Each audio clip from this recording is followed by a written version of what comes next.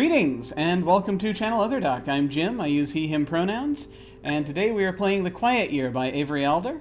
This is a map drawing game where we tell the story of a community experiencing a year of relative peace following the collapse of civilization.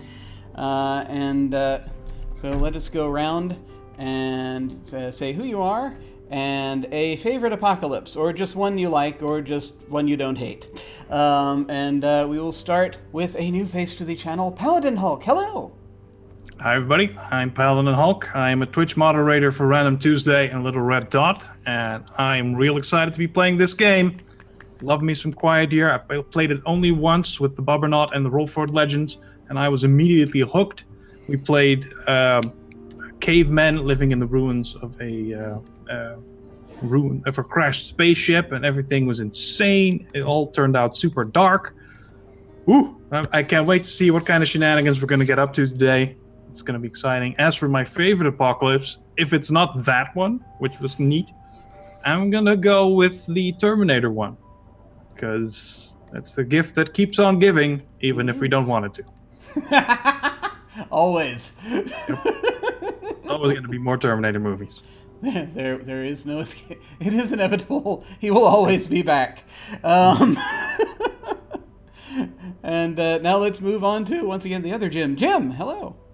Hello, I'm Jim Boo. I'm Jim B, Jim B on Twitter. This is my first time playing this game. Very much looking forward to it.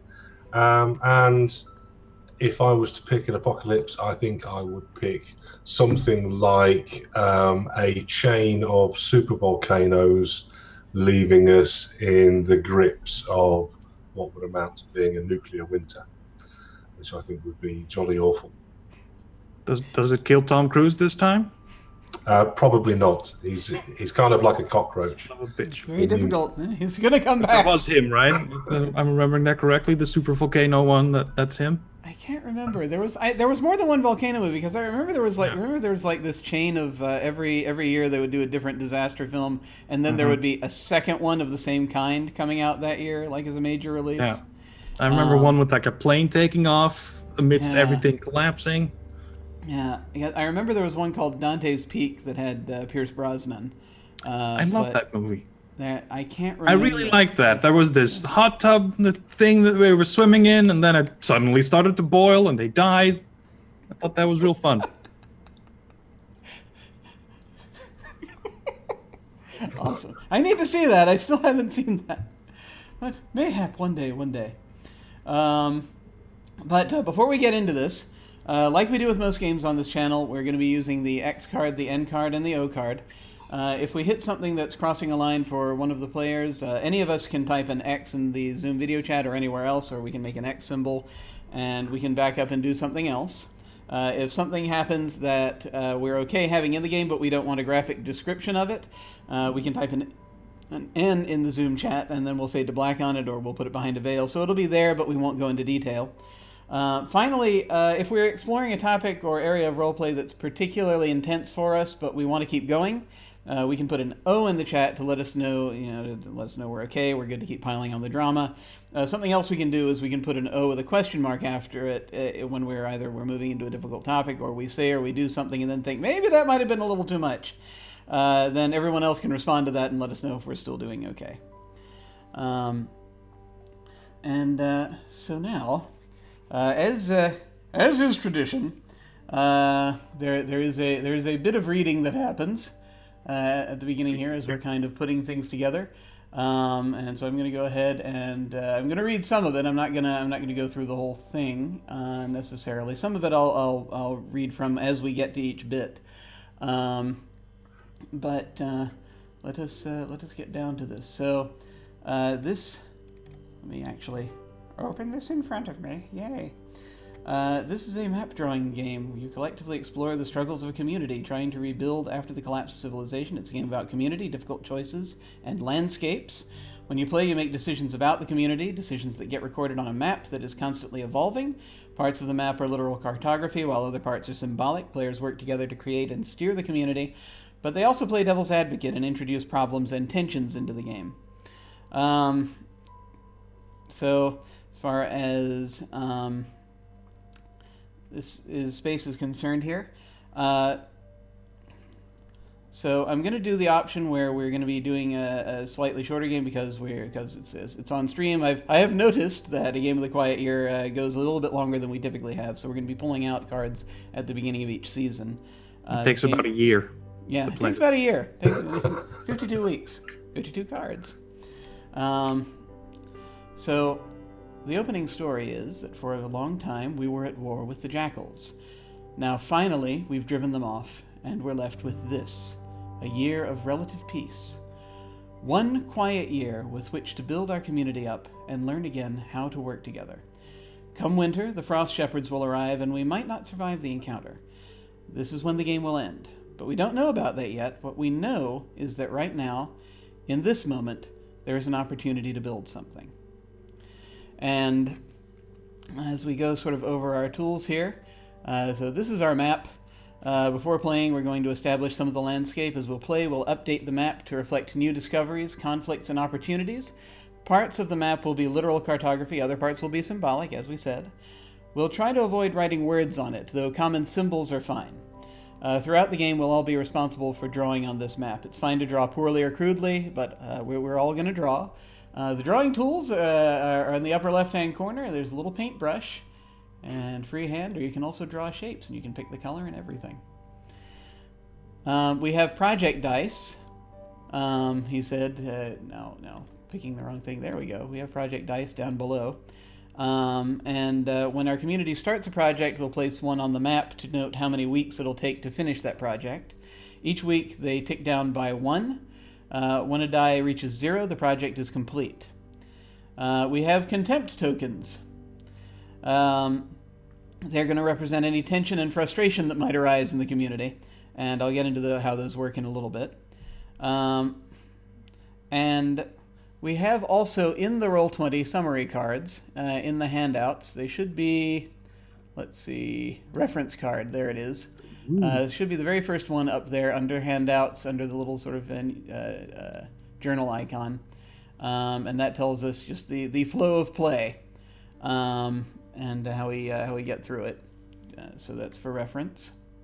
There are 4 suits in a card deck. They represent the 4 seasons as spring, summer, autumn, and winter. When the King of Spades is drawn, then the game is over, and it can come at any time during winter. Now, we have 2 roles to play in this game. The first is to represent the community at a bird's eye level and to care about its fate. The second is to dispassionately introduce dilemmas, as sort of like a scientist conducting an experiment. The Quiet Year asks us to move in and out of these 2 roles. We don't embody specific characters necessarily, nor act out scenes. Instead, we represent currents of thought within the community. When we speak or take action, we might be representing a single person or a great many. And if we allow ourselves to care about the fate of these people, the Quiet Year becomes a richer experience and serves as a lens for understanding communities in conflict. We're also going to be presented with opportunities to introduce new issues for the community to deal with. This will often happen when we draw cards or use the Discover Something New action. By dispassionately introducing dilemmas and then returning to our other role as representatives of the community, we create tension and make the community's successes for real. Or feel real, basically. Make them for real. We'll make them feel real. I'm gonna draw them so realistically. You can't even. That's right. It'll leap right out of the screen. Okay. So before the game begins, we must establish some facts about the community and what its surroundings are like. So we start with a quick discussion here. Generally like a 2-minute or so discussion of the general terrain and habitat of the area. It can be as simple as someone saying, "How about a community in a rocky desert?" and everyone else nodding in agreement. At this point, each of us should introduce one detail about the local terrain. When we introduce our detail, we then sketch our contribution onto the map. These sketches should be rough and simple, leaving lots of blank space for additions during play. The community itself should be fairly large on the map, perhaps occupying 1/3 of the sheet. Unless otherwise stated, assume that our community has about 60 to 80 members. So, what do we want? What kind of terrain are we looking at here? Should we pick our civilization before the terrain, or the terrain and then the civilization? We go either way. I'm good either way. What do we think? Any ideas? How about we let the other Jim start, considering it's his first time. So whatever you like, sir. Okay, so I'm thinking maybe something like the Red Rock Desert, something that has lots of box canyons and Desert. Excellent. Yeah, desert, but a very rocky, almost mountainous desert with very sheer cliffs and box canyons. I enjoy that. That's good. I like it a lot. Let's do it. All right. So we can each introduce one detail and sketch it onto the map. So we've got we know that we've got a desert, and it's so. Let's see, who wants to add a detail to the map here? Start off. Just something. Are we living in one of these canyons, perhaps? That could be cool. Like a crevice? Yeah. Yeah, why not? Yeah, go ahead and draw a thing. Yeah. Nice pink. Oh, that looks awful.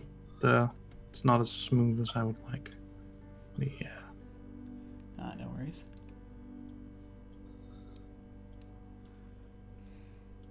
There we go. Okay. It's a crevice. Excellent. I think I like the idea of somewhere over here. I think I'm gonna have a mesa kind of that rises up. A mesa's a platform? Yeah, it's like a big Plateau. It's almost like, it's not exactly a mountain, but it's like just this big sort of pillar of rock that rises up, basically. All right. And it usually has a flat top. There are a lot of them in the U.S. There are a lot of them in like sort of Arizona area and maybe sort of New Mexico kind of thing. I'm not a native, But, so oh yeah, no. no clue. Yeah, but yeah, they're very very big kind of flat top. Largest sort of mountain where I am is a mountainy molehill. things. Okay, and I'm gonna have some. It's a forest of cacti. Oh, nice! I love it. Always good. Cool. There we go. Excellent. Okay, so next we each declare an important resource for the community, something which we might have in either abundance or scarcity. Should we not do the community first and then decide what they have? Yeah, we can figure that out if we want to do that. Sure. Yeah. The people seem more important than the stuff. What? Yeah, sure. No, totally. What do we? What kind of community do we want here? Mummies. We're in a desert. Deserts have mummies. That's an interesting idea. Yeah. So like mummies. So we've got the civilization of mummies that have survived. So we've woken up, basically. Yep. And that live down in the. This is the afterworld, as far as We we were can buried see. in that crevice, and those Nice. dang whatever. I like the idea that there used to be Ravagers? like, old temples or something down there, and they buried them in, and that they came back after after whatever happened. Ancient Las Vegas mummies.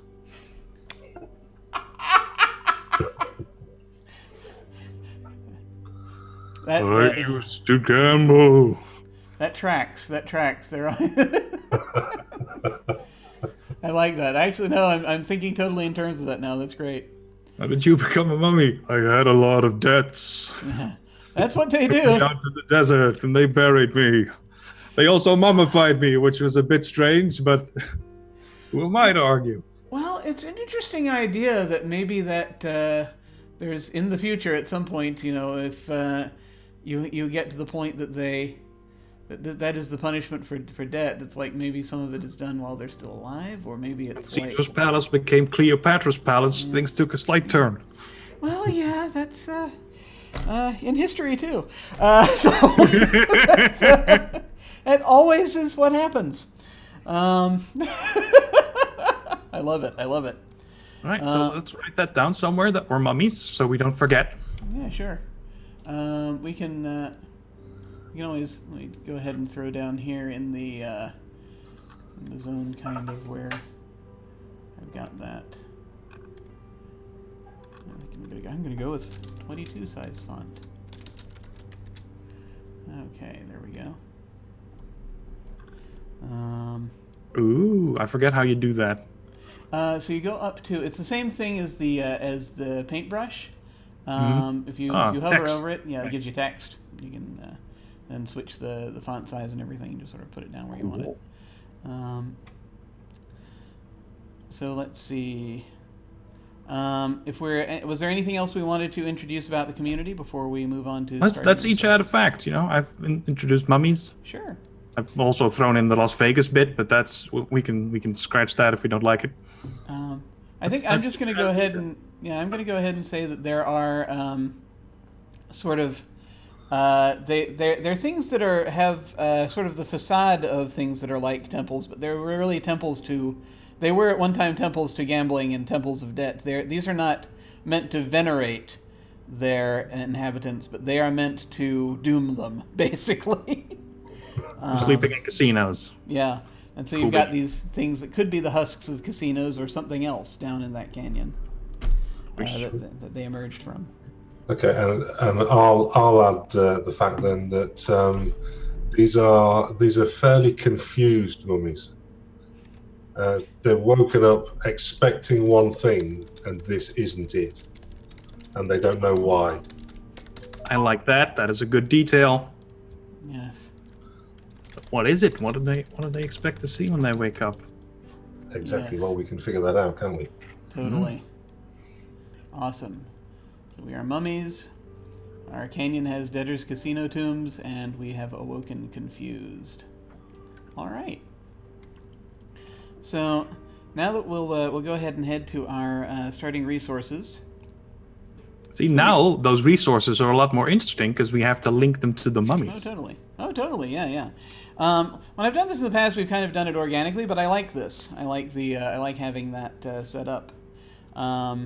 So we each declare an important resource for the community, something which we might have in either abundance or scarcity. Some examples are clean drinking water, a source of energy, protection from predators, adequate shelter, food. Choosing a resource makes it important if it wasn't already. So like if you pick gasoline, it becomes something that your community wants and needs. As a group, we now choose one of those resources to be in abundance. So we'll You can get as wacky as you want with these. It could be hope, for example. It could be anything. It doesn't have to be an actual resource. It could be, like in the game I played, I picked acceptance of death. Nice. And we had a scarcity of that, so I love that. we're also always trying to stay alive. I love that. That's so cool. Well, let's go ahead and then each declare a resource. We're not going to say yet whether they're abundant or scarce. We're going to decide that after we've got all three. That makes sense. Yeah. So we can't write them down yet because we have those. The funny thing is we can, because we can move the text afterward. Wow. So I'm gonna write them next to the boxes, and then I'm gonna move them over. Cool. All right. So what do we think? Okay, well, I'm going to start with an intangible, faith. These people are woke confused, and Awesome. so faith is Probably a scarcity, unless we want to get real clever. Mm-hmm. Yeah, that was I what love was that. looking for. That's great. Cool. So we have faith. Let's see. Oh, so we're writing there. All right. I'm gonna write down butlers. Oh, it didn't. Oh, there we go. Robot butlers. Excellent. It's funny. There was one game of the Quiet Year. We were trying that I played, one of the first ones that I played, and we were sort of asked, okay, what is our resource? And I just named robots. Robots are the resource. And I was gonna go with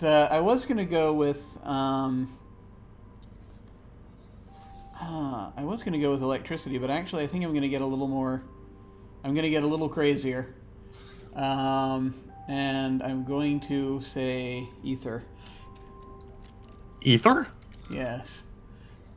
The magic ether or actual ether? The magical one. Wow. Interesting. We're not sure what it is. It's a power source of some kind. Nice. Okay, so now we need to decide what we want these resources to be in terms of whether we want them to be abundances or scarcities. So one of them can be an abundance, and the other two are going to be scarcities. What do we think? I like robot butlers as an abundance. Robot butlers in abundance? We have All way right, too that's many good. I robot like that. butlers. All right. So that means we have a scarcity of faith, we have a scarcity of ether. Yeah, we don't have magic and we don't have faith, which is probably why we don't have magic. Yeah, it's a good point. But we have lots of robot butlers. Yeah. They're expendable as heck. All right. And one other thing is that the players who call them draw their absence or scarcity on the map somehow. So we actually, now we draw. So whoever introduced the item can draw something on the map to represent that it is either there or not there. So that means Jim gets to draw something representing a lack of faith on the map. And, Okay. Yeah. I will.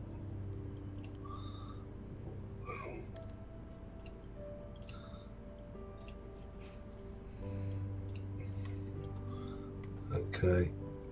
On the top of the mesa,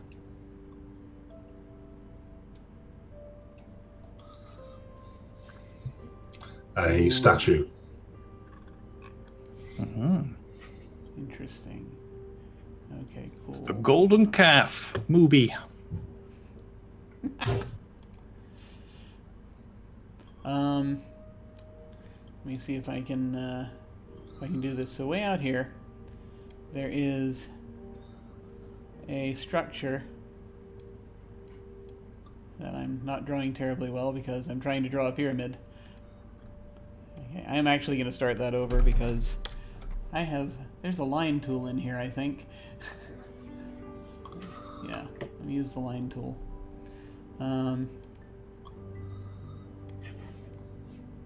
That's much better. That was meant to be the source of the ether, but it has been rent asunder. But how? Rent Let's in find half. out in game. Exactly. Draw that a little bit better there. There we go.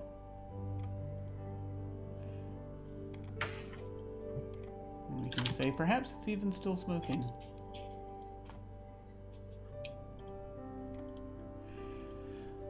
There we go. And that was our power source. It is gone. Excellent. All right. As we get into this here, so basic unit of play in the Quiet Year is the week. Each week is a turn taken by one player, with play proceeding. Well, it says proceeding clockwise. I think we're just going to go down. I think that'll be the easiest way as we appear sort of on the screen here. During each week, the active player draws a card, reads the relevant text aloud, and resolves it. They follow all bold text. Project dice are reduced by 1, and any finished projects are updated. The active player chooses and takes an action, discover something new, hold a discussion, or start a project. And there we go. Most cards have 2 options to choose from, separated by an or divider. You pick the option that you find most interesting and fitting and read the text aloud. And the card might ask you a question, bring bad news, or create new opportunities. And many cards have specific rules attached to them, which are written in bold text. So if you drew the card, it's up to you to make the decisions that the card requires. And if the card asks you a question, think about whether your answer could be represented on the map somehow. If it fits, update the map to reflect the new information. So, and we'll get into the options, I think, as we're doing this a little bit. I'm going to go ahead and pull out, let's see, it's about 4:40. I'm going to pull out, if folks don't mind, I'm going to pull out 6 of these. and I'm going to set them aside, so that we can, have our time. Yeah. And I'm just going to do that by dealing 6 cards to me. There we go. All right. And there we are. So as we go through, so who wants to start? Do you want me to start just by way of demonstration, or do we want to just go down? I'll be happy to. All right. So I'm going to go ahead and click to draw, drag to deal. So I'm going to go ahead and pull this out, and I'm going to pull this out onto the surface here so everybody can see it. So let's see. Ooh, so it's either going to fun. everyone sleep or what natural predators roam this area. I'm going with the predators because, of course, I am. What natural predators roam this area? Are you safe? I would like to have giant lizards. I think that would be appropriate. The terrible thunder lizards. I enjoy giant lizards, so I'm going to go ahead. How giant? Well, Let's watch how let me go the ahead drawing. and, let me go ahead and draw one, and we'll see how big it is.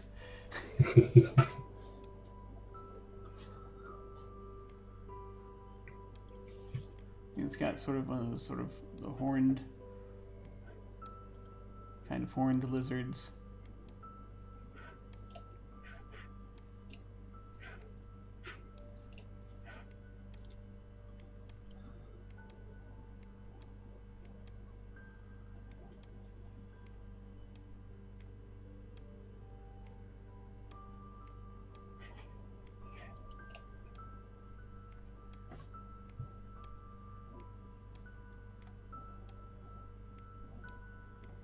Looks like the lizards are protecting the faith. Yeah.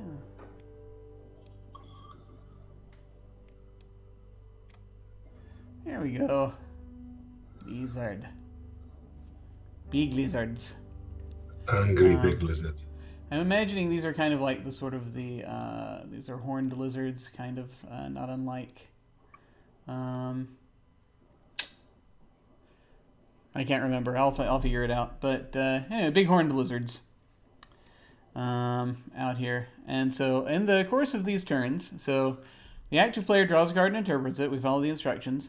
And then we have an action. So you draw a thing, then you do an action. And your action choices are discover something new, hold a discussion, or start a project. And it's different depending on how you want to do it. In brief, discovering something new means you get to draw a new thing on the map. You introduce a new situation there.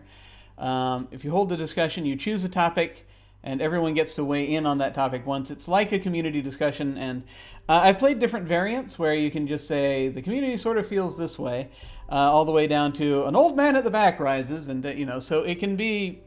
we can be fluid with it. We can go however we want to as far as discussions go. But it's really just, decisions aren't really necessarily made. It's consensuses aren't there. It's just basically everyone weighs in. And then there is start a project, which means, we've decided that there is something that needs to be done. And then we decide how long that's going to take. And I draw that on the map and I put a die there. So those are the... Those are the 3 things. So I think what I'm going to do is we've still got a lot. There's still a lot that we could have on here. And yes, I'm going to discover something new. Also, by the way, when we get into these actions, and it's really, discovering something new doesn't generally hold on to this, but if we do something where it's usually with starting a project, I think, more often than not, but when a decision is made, a player does something unilaterally, and you think that part of the community might object to that, then you can you take a contempt token, and that's when sort of that kind of comes into play. Where do we stick this token? If you feel like you weren't consulted, you can take a piece of contempt and place it in front of you. So that's just basically, there's nowhere we can visually represent that right now. But as I didn't have that, we can like make little labels down below, I think. which I'll do in a second. Because I that's the one thing I didn't have time to get to it over. I had little boxes and everything, but that's all right. But I'll go ahead and put them down here, and I'll move these around to the appropriate area after that.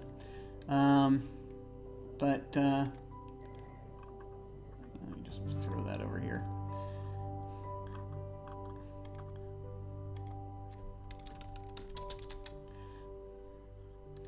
And so roughly like down here. Nice. And so basically when you do this, if someone starts a project that you don't agree with, for example, you don't get to voice your objections or speak out of turn, you're instead invited to take a piece of contempt. Contempt will generally remain in front of players until the end of the game. It will act as a reminder of past contentions. Its primary role is as a social signifier. In addition, you can discard it back into the basically into the pile over here, in one of two ways: either by acting selfishly or by diffusing tensions. So if you ever want to act selfishly to the known detriment of the community, you can discard a contempt token to justify your behavior, and you decide whether it requires justification.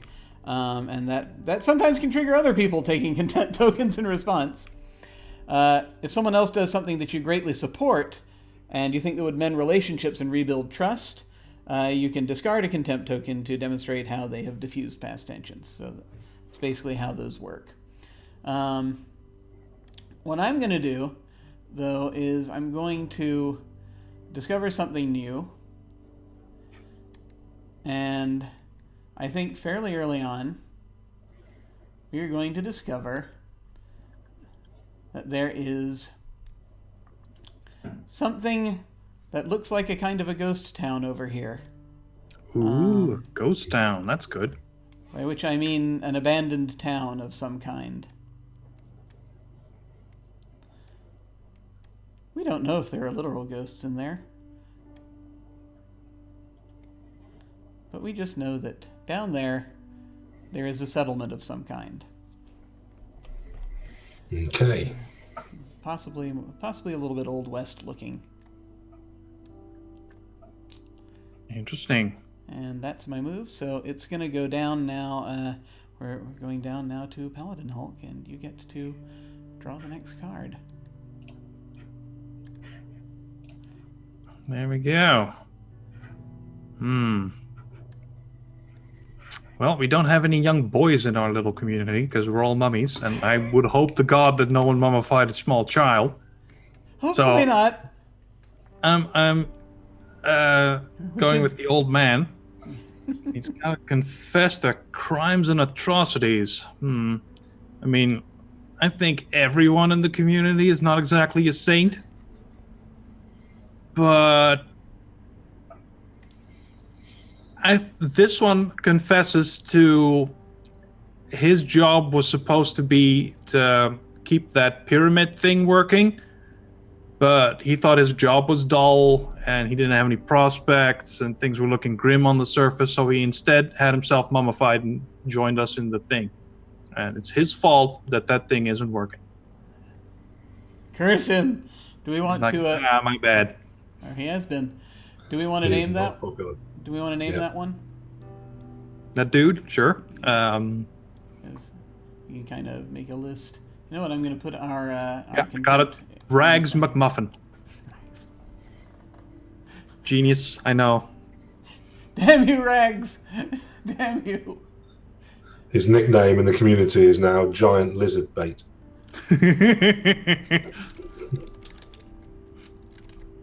All right. Okay. Put the card away. There we go. And now I have to start a project. Excellent. And the project that I'm going to start is that the famed explorer, Indiana Bones, is going to go explore the ghost town.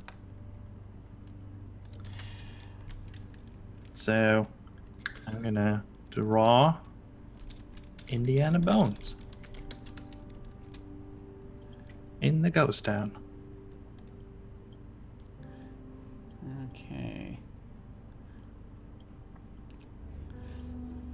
Awesome. You Close should be enough. able to grab those dice and move them up there. The dice? Why? It's the project die. Oh, I thought that was the contempt token, but that's the tentacle things. All right. Yeah. The contempt token is the tentacle things, and the Yeah. dice here are the dice. We can actually How, change the how sides long do of we the dice think it's here. going to take Indiana Bones to explore the ghost town? How big's the ghost town? I don't know. It's probably not huge. So full 2 weeks? exploration, yeah, 2 weeks. I'm thinking would be good. All right. So is that so- two dice? Yeah. Nope. Actually, you can you Oops. go to you can right click on it, multi-sided, choose side, and that pulls it up there. So these are actually these are all dice you can actually put to different sides. That's fun. So that'll be up there, which we will tick down as we go. That is fun. Excellent. Cool. So if that's that one, then we can move on to Jim, and you can draw a card. Pull it out here.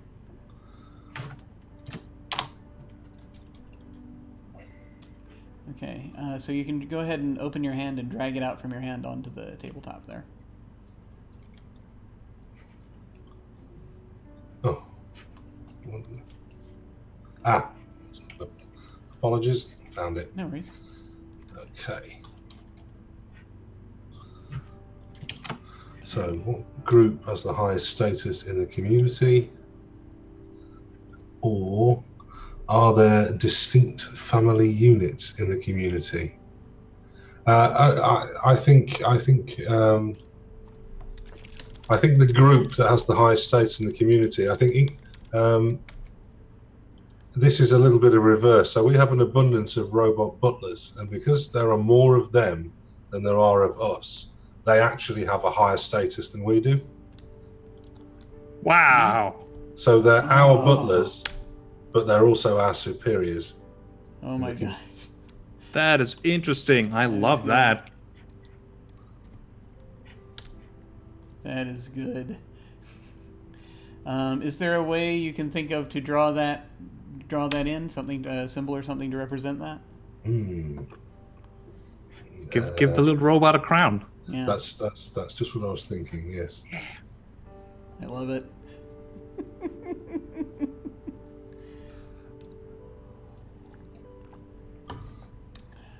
There we go. Awesome. Okay, and so now you can either do one of the three things. You can discover something new, hold a discussion, or start a project. I think I'm also going to start a project. Okay. Well, we've just found out we've got these. It's the next turn, so I actually get to tick this die down by one. I just remembered. Sorry about that. There we go. Sorry, keep going. Okay, so we've just found out that we've got these rather large lizards, giant lizards, in fact, that are really quite a bad threat to us and our whole mummy civilization. So I think it's an excellent idea that we start to weaponize our robot butler superiors so that they can protect us and themselves from these giant lizards. Oh dear, yes. That's not going to be problematic at all. No, All not right. at all. No. No. What's the so how long do we think that's going to take?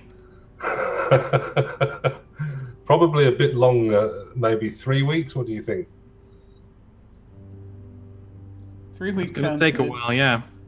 Yeah, so go ahead and right click on that and go to multi-sided choose side. This is like the fiasco dice, basically, that I did with the No, okay. got that sorted now. Thank you. All right, I'm going to just do that because I feel as though there are people in the community who might be concerned about this.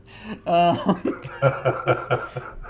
just for those not watching, I just grabbed a contempt token. Awesome. So back to me. I think. All right. Okay.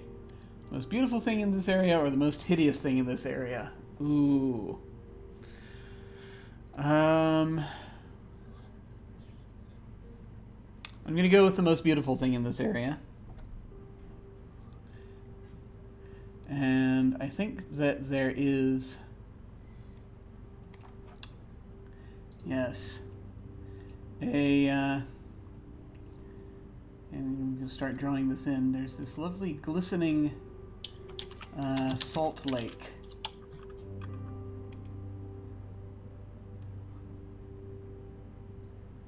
Down here.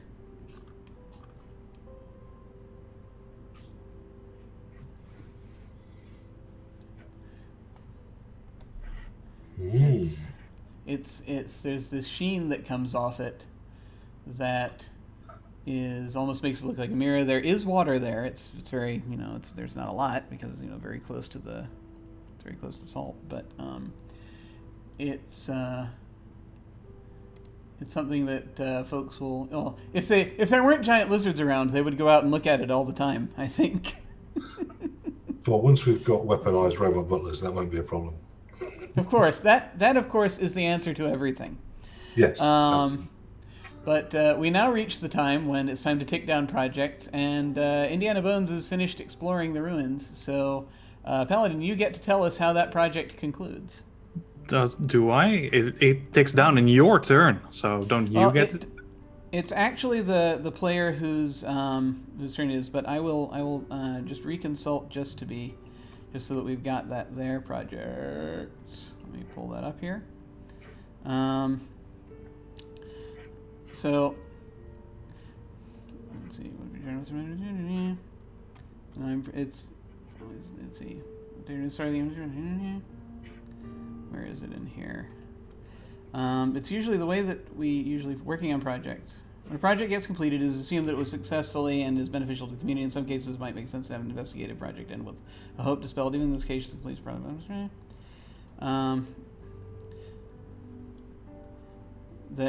Whoever started the project gets to tell everyone how it turns out and update the map to reflect its completion. There we go.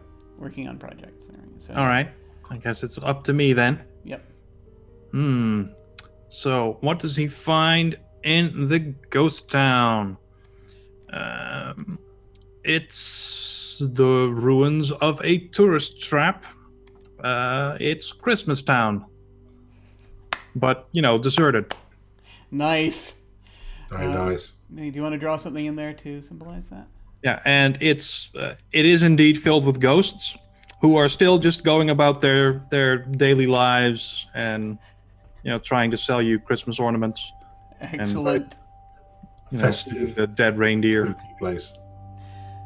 True story. We actually have a Christmas town not far from where I live. It's like about 45 minutes away, and it's not so much that it's touristy, but some of the people. I have a friend who lives there. Santa Claus, Indiana, it's a couple of friends who live sort of out there, but it's this thing where. And I've never been to it, but it's this thing where everyone is required to have Christmas lights, but the town pays for the electricity all year. So it's this really kind of weird thing to go on. I need to go one year just to see the things. I've been to Santa Claus, Indiana. It's a place. Man. Nice. That is awesome. So let's see. I've gone ahead and I ticked down the other project die, and now I must take an action. But it's always the tricky part when someone. That is one of the things that does get tricky sometimes about this game, because sometimes when someone's project completes and they say how it ends, we have to remember whose turn it is. But let's see. I think. Okay. Robot butlers are being improved currently. Giant lizards. I think that I would like to start a project to explore the cactus forests. Actually, while I would like to do that, I don't think it's going to be nearly as helpful as trying to fix the pyramid. So we're going to start with that now that I'm thinking about it. Going into the pyramid, trying to look it through, and actually, I think that fixing it's going to be a separate project, just because of how long it's probably going to take to even go back to the pyramid and figure out what went wrong in the first place. So this is more of an exploration project to start with. I'm thinking that's going to take at least 4 weeks, but how long do you folks think it's going to take? So what's the actual project? You're gonna see why Send it out failed? a team. Yeah, send out a team to try to figure out what happened to the pyramid. Well, Rags McMuffin, he didn't do his job of keeping the thing going. I think it's going to take a long time because they're going to have to figure out. Maybe going to have to go and look on top of the mesa on the way. This is a long project. Yeah. So what do we think? 4 weeks, 5 weeks, 6 weeks? 4 weeks should be good to figure out just the pyramid. Yeah. 4, I think. Yeah. All right. I'll set that to 4 weeks, and I'll go ahead and I wonder if they bring. I guess I'll go ahead and draw. It was his problem, so he'll the Rags McMuffin will probably be part of this team. I can't draw people, but especially mummy people, and we'll say that he has a. This time I'm going to draw like a little tool of some kind in his hand. He's going there to try and fix it. Or to figure out what the problem is. Alright, and that's my turn. Back down to Paladin Hulk. What do we get? Oh, I was already gonna do this. Okay, an old piece of machinery is discovered. Broken, but perhaps repairable. What is it? What could it be useful for? What we find, or Indiana Bones finds, Santa's sleigh, which has rockets and can fly, but not right now because it's broken. Excellent. Fantastic. That'll be very useful. Some robot deer, which might also be repairable. And he's real excited about that. So that's what we discover with this cool card. Excellent. You like reconnaissance, if nothing else. Now I have to draw a sleigh. Good job, me. What does a sleigh look like? Let's see. It has. I'll go ahead and start taking down the project dice while we're doing that. Yeah, thank you.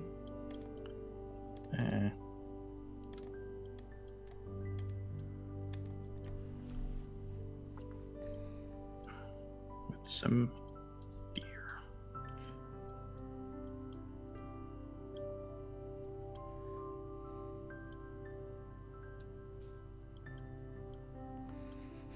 Nope, that's awful. Are they like are they like plastic reindeer? Do they? Are they They're animatronic. Animatronic, I love it. It's the worst kind of thing to be. Yes. Yes. Oh my god.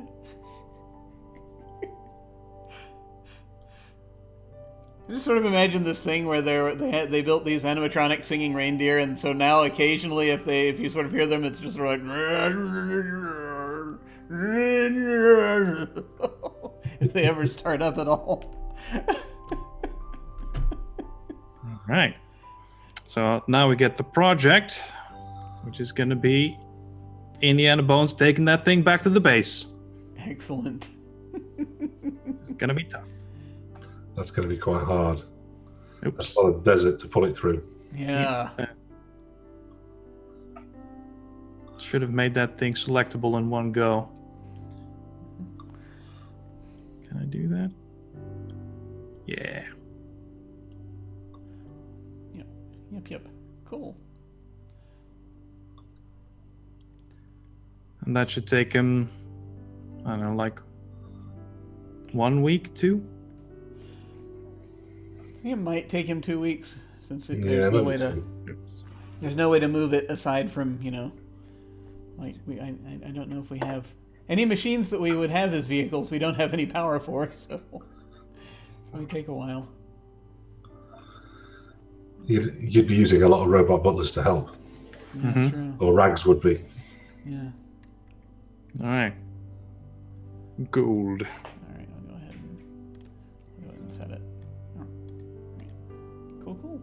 We didn't finish any projects? No. Nope. All right. Not this turn, no. No. All right, and it's over to Jen. Next. Okie dokie.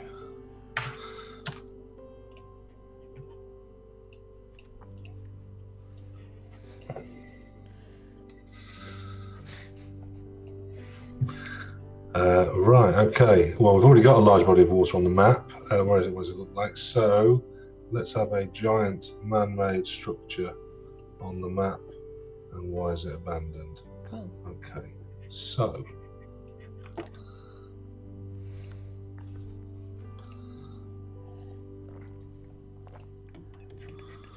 right at the back of the cactus forest is a huge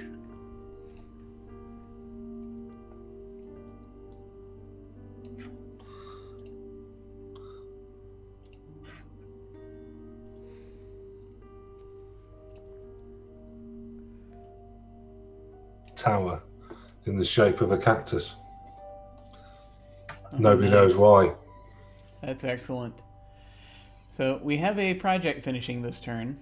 Can anyone remind me what the project down in the canyon is? Weaponizing Weaponizing. robots. Oh yes, so that's finishing. So who set that up? Was that you, Jim? That was me, yes. Okay, yes. You get to tell us how that ends. Okay, so given that we struggle in our particular environment to come up with projectiles, all of the robot butlers are now highly proficient in martial arts, and they wield nunchucks, and that's what they're going to protect us and themselves against the giant lizards. There is a slight problem, though. One issue with the programming we found is that they now treat anything that they perceive as a threat as something to be got rid of, not just the giant lizards. Oh dear. That couldn't possibly have gone wrong. Okay. No, that's- Yeah, No. gave her bosses weapons. So now you. Okay, and I think I'm going to I'm going to hold a discussion. Okay. So the way that works, just as a quick, I'm going to go ahead and just mention here. You can choose to open with a question or a declaration, and everyone gets to weigh in once, sharing a single argument comprised of maybe 1 to 2 sentences. If you opened with a question, you then get to weigh in last. If you open with a declaration, that's it for you. Again, it never results in a decision or a summation process. Everyone weighs in, and then it's over. And it should be tied to a situation on the map. And when a discussion ends, we can mark the situation it is attached to with a small dot. So Right. I think, so like, should we retaliate against the bikers? Should we use the school bus as a sleeping area? That kind of thing. Important to stay concise. So what do you? Okay. So, question, declaration. What do you want to do? Question. Given where we are with all of the lizards around and the things that we're starting to discover, do we want to stay in our crevice or move? Most of my mummies look up from the slot machines and say, like, why would we ever want to leave this place? We have no idea what's out there, but there must be a way of finding out. Some of them say. Well, my guys are a little bit more adventurous, I think, than the gambling mummies, and they'd be keen to. They'd go for high ground. Okay, and that's the discussion. And so, what was that? I guess it was referencing just if we're ever going to leave this crevice. So I guess that we'll put a little dot next to the crevice. Yeah. All right. All right. And now it is back to me. So you go ahead and draw a card. I drew a line. You see a good omen or you see a bad omen. Damn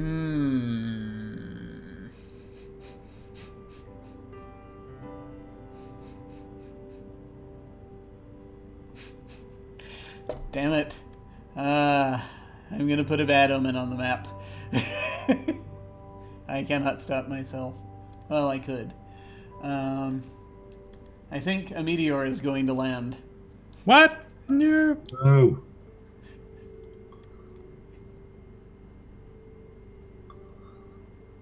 And create a crater.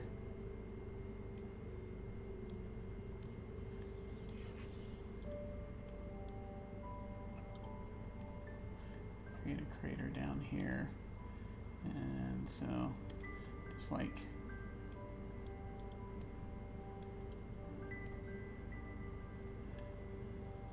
I am terrible at drawing these things.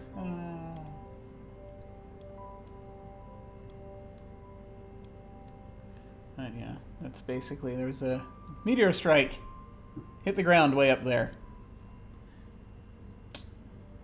And that is something that it appears as though the heavens are raining down on us. Someone is upset with us. All right. Yeah. So, taking down the projects, once again, it looks like the Indiana has finished getting the getting that sleigh over to the crevice. We have it now. Yeah. And just 1 week left on the pyramid assaying. But we do. I get to say how it turned out, right? Yes, that's right. Yeah, getting the thing. Does he get it intact? Actually, no. It starts to get a lot more damaged as he's getting it to us. So it's going to take a lot of work to fix now. Like he should have just left it in Christmas Village and fixed it there instead of dragging it half across the desert. And that's how that goes. Okay. Let me just check something here. I think all the cards are in play now. Let me just check.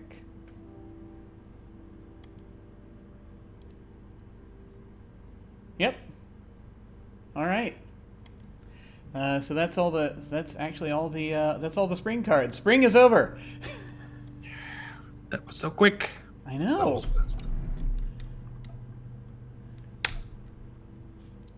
All right.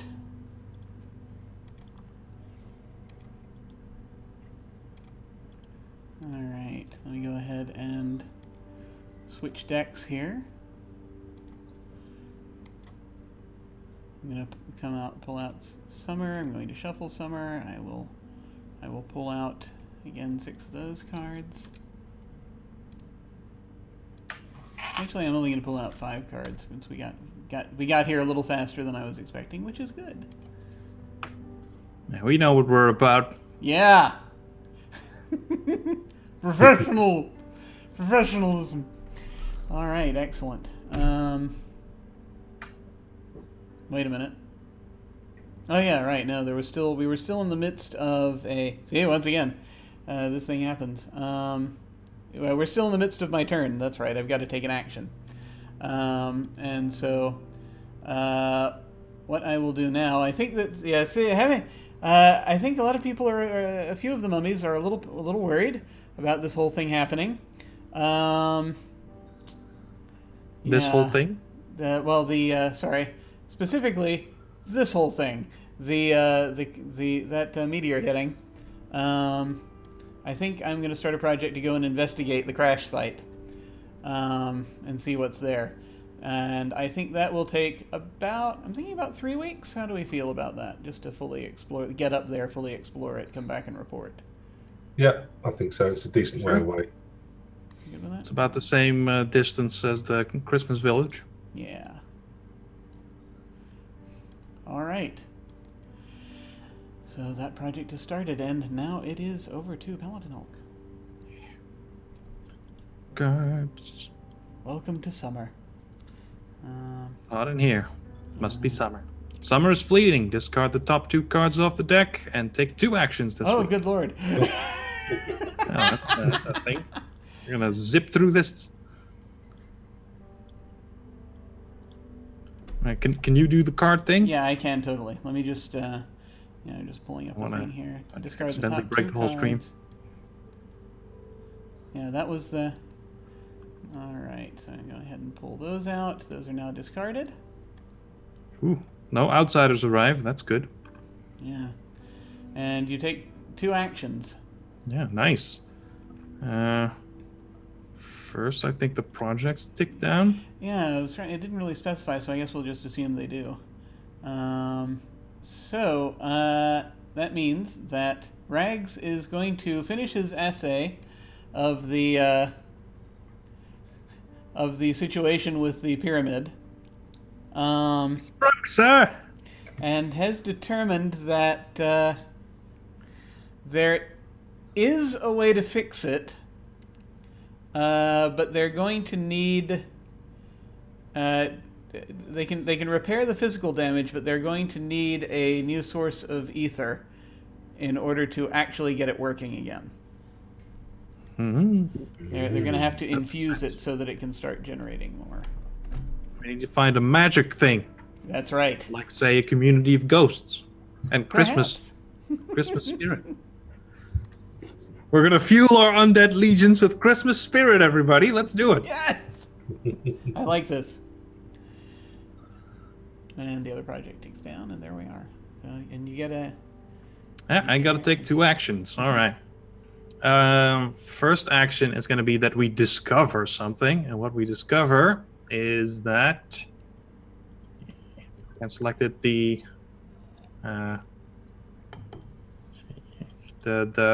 holy symbol thing on the mesa has fallen over. Oh, no. Oh, that's not good. Half is eating dirt. So that's the first thing. And the second thing is that I'm gonna say that the robot butlers have had some skirmishes now with the lizards, nothing serious, but they're feeling underprepared. So they're going to take the remains of this rocket sled and combine themselves with it to form like a Voltron thing. Let's go, Voltron Robot Butler Christmas sleigh. Yeah! Oh my god. Oh, that's awesome. How do I tick it over to other weeks? So right there we go. click- Multi-sided. yeah. Choose Multi-sided. side. How many weeks would we like? 4? You said it was really damaged, didn't you? So it's going to take a bit of work. Yeah, 4 weeks sounds good to me. Yeah. Awesome. Oh yeah.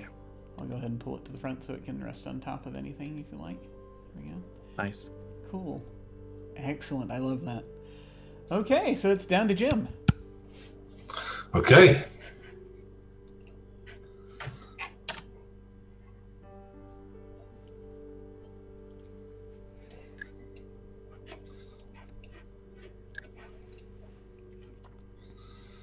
We got a project that finishes early. I've drawn another line.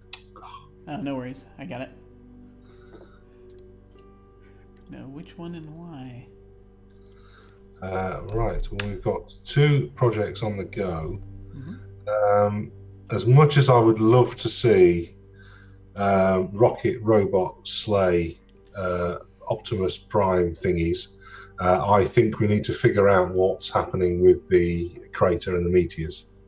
Now, here's an interesting slight difference here, just so you're aware. If a project finishes early, because a card says that a project finishes early, it is instead the responsibility of the active player to tell everyone how it turns out and to update the map. So you get to decide how that turns out. Oh, I get to choose how it turns out. Okay. Yeah. Okay. Right. Okay. Yep. The project has finished, and your mummies find that the meteor actually looks quite familiar. You can remember from some ancient pictures that are on the front of some of the casinos, a particular symbol, which may also be on the top of the statue that's fallen over on the mesa. Oh dear. This is definitely a sign from above. The gods are not happy. Oh dear. Do you happen to know what this symbol is?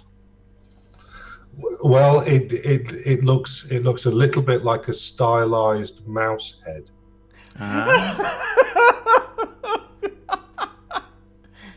Nice. So you get to draw something, perhaps that, or something else symbolizing what's going on up by the. It does look very I simple. always knew this was how I would die. Yeah, that is always how that happens. No. Oh my god. Oh, that's awesome. That didn't work. I'll go ahead and take this down one.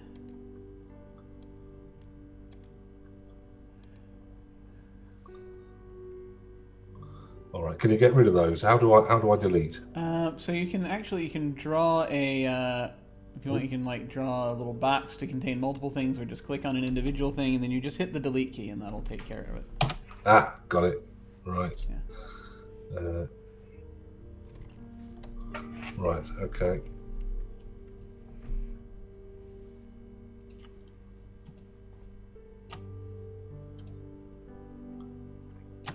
There you go. Oh no! And I've already taken down the project die, so you get to make a move. Okay, I am going to start a project. I want to send some of my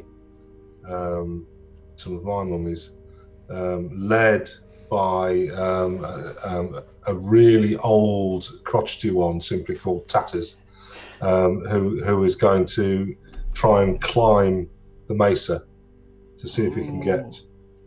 So to kind of lead an expedition to actually get on top of the mesa. So they're not on it. This is just to try and get on it. So shall we say 2 weeks to climb it? I don't know. That thing looks high. That's difficult. Okay, 3. I think 3. Done. Seems good. Yeah. You can also right-click and click on to front, and that'll pull it to the front. I don't know if you have that option. Do you have when you right-click on it? Do you have to front or to back? No. There? Okay, No. I got it. I'll pull it up. There we go. Yeah. Some of these things, some of the commands only the GM thing has, so that's all right. Okay. Cool. They're gonna climb up, see what's there. All right, and it's back to me. I shall draw a card. The Ace of Summer. A contingent within the community demand to be heard. Who are they? What are they asking for? Or a contingent within the community have acted on their frustrations. What have they damaged, and why did they damage it? Is it permanent? Oh.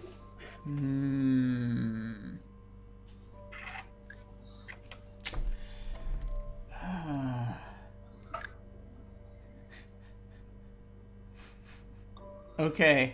I think now would be an excellent time for me to shoot myself in the foot. So I think an enraged portion of the community thinks that these signs from our ancient mouse deity have means that what would this exploration that we have been doing is this exploration into trying to provide our own power is anathema, and that we had the ether removed for a reason, and as a result they go, and the thing is already broken, but they're basically going to go and just further trash the pyramid, making it almost impossible to do anything with, I think. Maybe there's salvage that can be done, but is this the community that breaks the pyramid? It's a faction within the community. A contingent within the community, it says, have acted on their frustrations. And so the thing that they've damaged is the... let me pull the card back up here real quick. What have they damaged, and why did they damage it? Is it permanent? Could be the robot butlers doing it. So it could be the robot butlers doing it. I actually kind of like that. I think they perceive it as a threat. And so some of the robot butlers have come out and they have basically trashed the remains of this pyramid. They've scavenged it a bit for use in the Voltron. Maybe. Yeah, I think that's probably better use for it, they think, than... It's for our own good, after all. Mm-hmm. So I'm now going to... let's see, I'm going to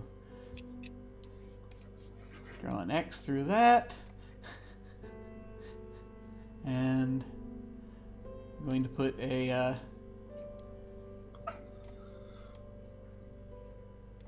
robot standing atop it.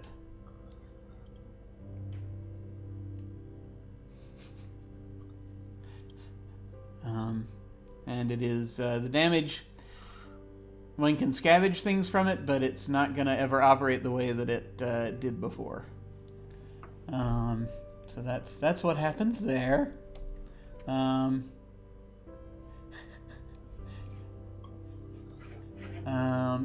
I think that the next thing I'm going to do is for my next trick, we got to tick these projects down. So I'll go ahead and do that real quick.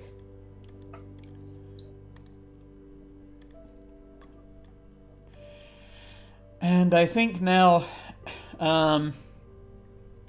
there is another project I wanted to do. And that is that I think that some of the... I think there is a certain degree... I'm actually going to take a contempt token against my own action that I just did. Because there is a good deal of, I think, frustration over that. And I think that some of these folks are now thinking, okay, we need an edge, or we need something that's going to help us here. So I think a few of the mummies have a strange idea to go forth and attempt to tame some of these giant lizards. Giant riding lizards. That would be perhaps an ultimate goal. Right now we're in the making friends stage.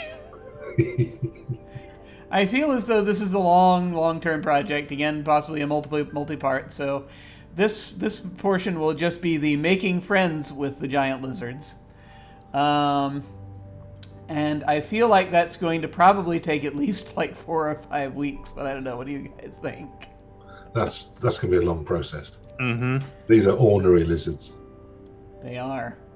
And they've been bashed by robot butler nunchucks a few times as well.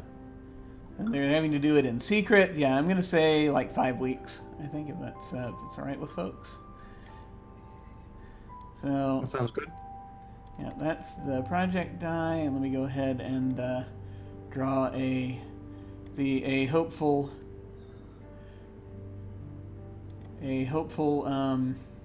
lizard wrangler.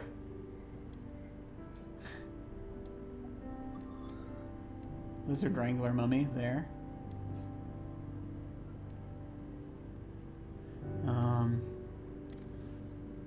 Does he have a name? He should have a name.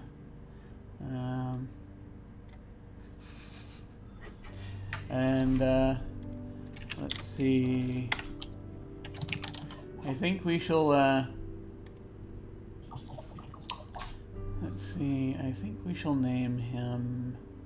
Yes, here. Let me look in the Lich name generator real quick, and it says Singun. Oh, no, that doesn't make any sense. So his name is Simon. That's a good name.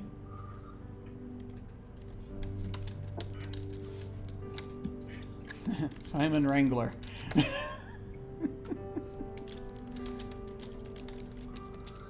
Hopeful lizard trainer. There we go. And yeah, that's my turn. So it's down to Paladin Hulk. All right. Let's see what summer has to offer.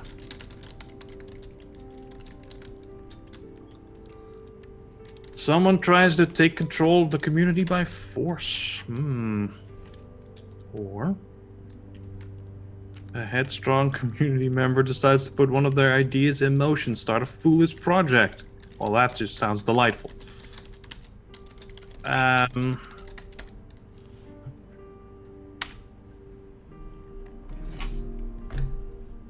What are they gonna do? There's already a foolish project going with the whole taming of the lizards thing. Yes.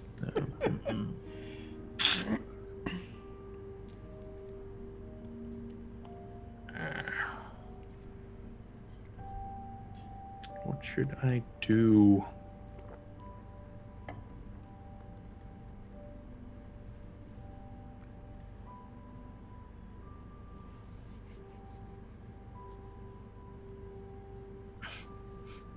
All right. One of the community members is upset that the pyramid got destroyed for all these faith-loving, shanty people. So he's gonna go find that thing and smash it. That's his little project. Ooh. Yeah. Yep. No. So you can go ahead and pull up a... Never mind. I'll just draw a new one. yeah. I'll go ahead and take these others down.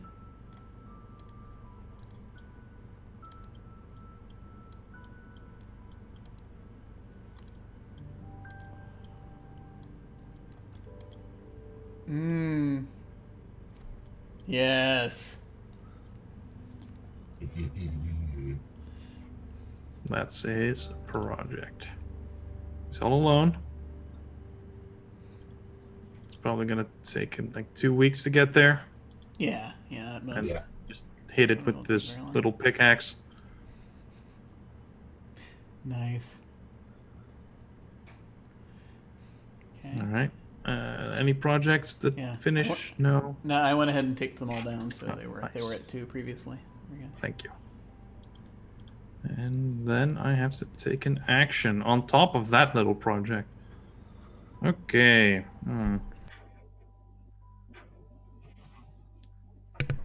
What should I do? I'm gonna hold a discussion. And I'm gonna toss into the group. Do we think that these robot butlers that are also our bosses are getting just a little bit too powerful now that they're forming Voltron and they're weaponized? Like, should we do something about this? But they're our bosses. They wouldn't do anything to hurt us, surely.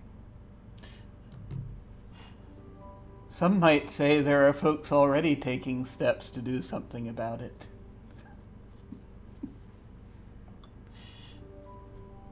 And since you started with a question, you can also make a final statement if you want.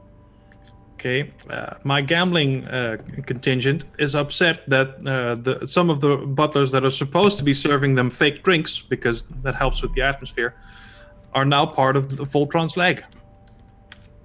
Like, they can clearly see that one is supposed to bring me my fake martini, and he's just standing there. How dare they? Does not feel like progress. How dare they, indeed. I know. It's not on. It's not Scandals. Scandal. Excellent. All right, so that rolls us over to Jim.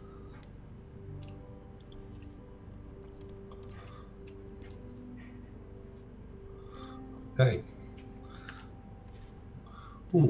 I discover a cache of supplies or resources, and levels or a scarcity is unaddressed for too long. Start a project that will alleviate that scarcity.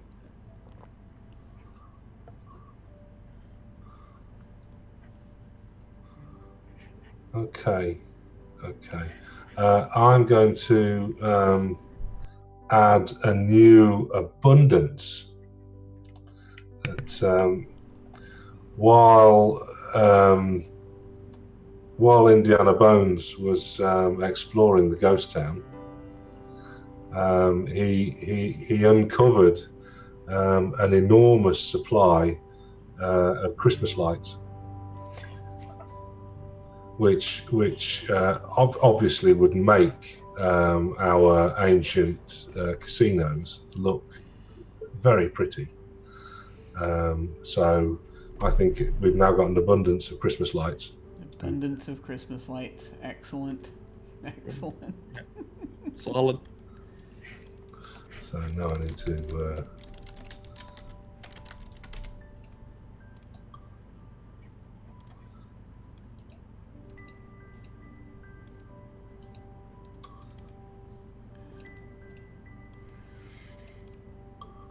Gotta doodle it on the map. Yep. There we go. Nice and festive. Excellent. Very cool. Just gonna pull that down real quick.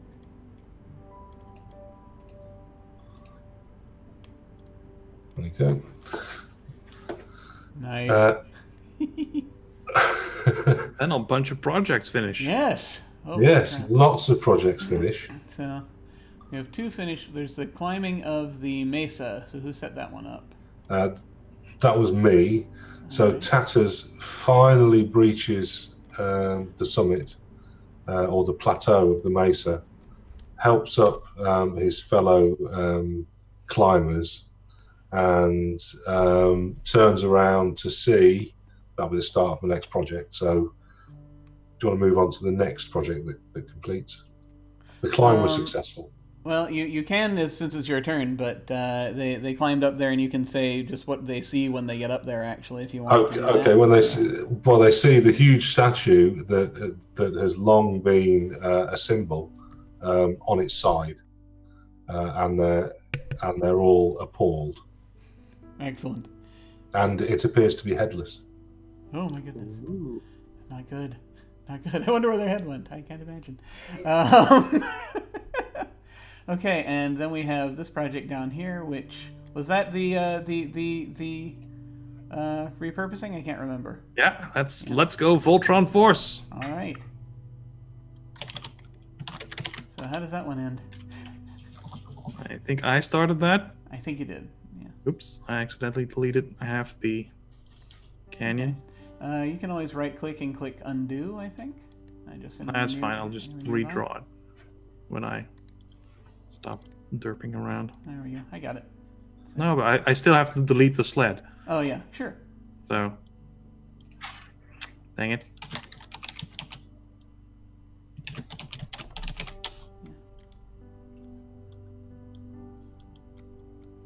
I think you have that thing now. Oh, do you want me to delete the slide? Okay, sure. I'm sorry. Let me go ahead. That's all good. Doesn't matter. Let me see if I can pull that. Deleting the sled. I draw horribly, so it's made up of loads of tiny things. So that's why I No worries. grab and select it, so I can take it in one go. Yeah. Okay.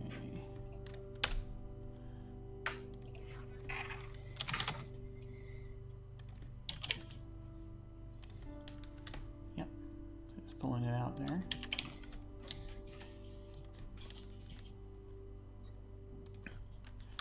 I just wanted to pull it out without pulling out Indiana. There we go. Got it. And it works. We have a Voltron Force. Fantastic. A weaponized robot butler sleigh. Nice.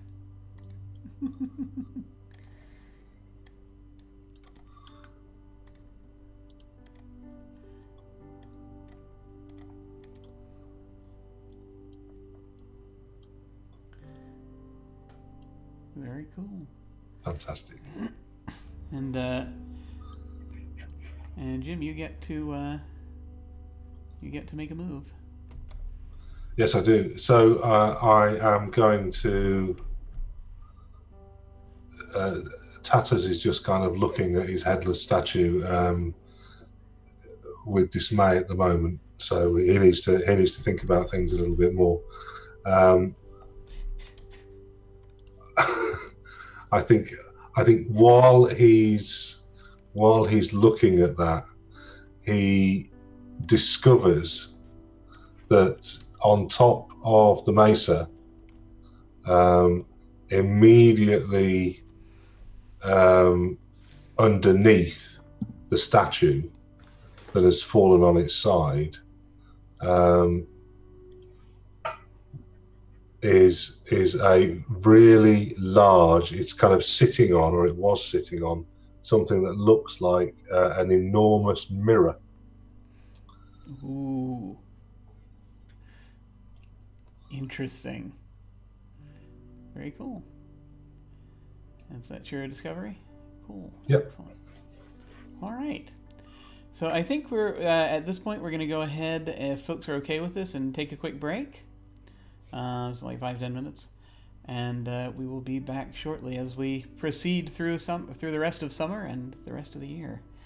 This is, I think, proving quite interesting. This will be a lot of fun. All right, folks. Well, we will be back shortly.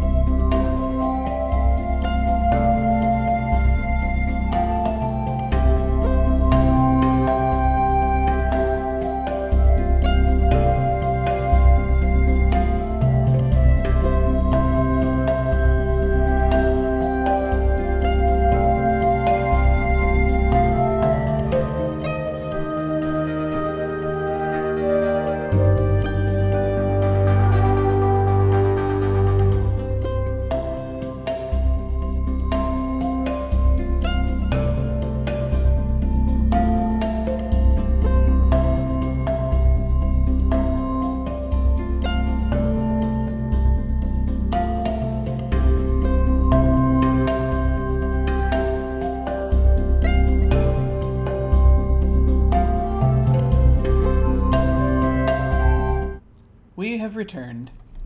And we are now back here, and we just went through a complete cycle of turns, so it's back around to me now. And we're going to see what happens here. So, we have an abundance of Christmas lights. That's awesome. So, the eldest among you dies. What caused the death? Or, the eldest among you is very sick. Caring for them and searching for a cure requires the help of the entire community. Do not reduce the project dice this week. Ooh. Did we say that the eldest among us is Tatters? Or is that... I think we did, yeah. Yeah. Oh. Makes sense, you know, he's up there with the faith. It does. He's just sort of up there and he saw the mirror. Oh my god. Okay. The mirror. So yeah. I think Tatters is staring into the mirror. If you're okay with this, Jim, I'm gonna bork Tatters. Tatters is up staring into the mirror. He's had a long and awful life. And he's just sort of looking back, and for a minute he sees himself as he was back when he was a gambler about to be punished to spend eternity in a tomb. And I think what happens... Can he see himself with a mouse ear halo? Quite possibly, yes. And so it's like his bandages are falling away, and he just steps forward into the mirror and vanishes. I think that's how he dies. So sad. That's how he would want to go. Was there anyone up there with him, or was it just him? No, there were a few of his fellow climbers. Okay, they probably saw this. So, let me see. How shall I represent this? I'm going to put a little, in memoriam. Yeah, I'm going to put a kind of a... See, I was going to do a tombstone, but I think since this is a mummy, I'm just going to put a little urn in which leaves are being burned. It's very earnest. That as well. And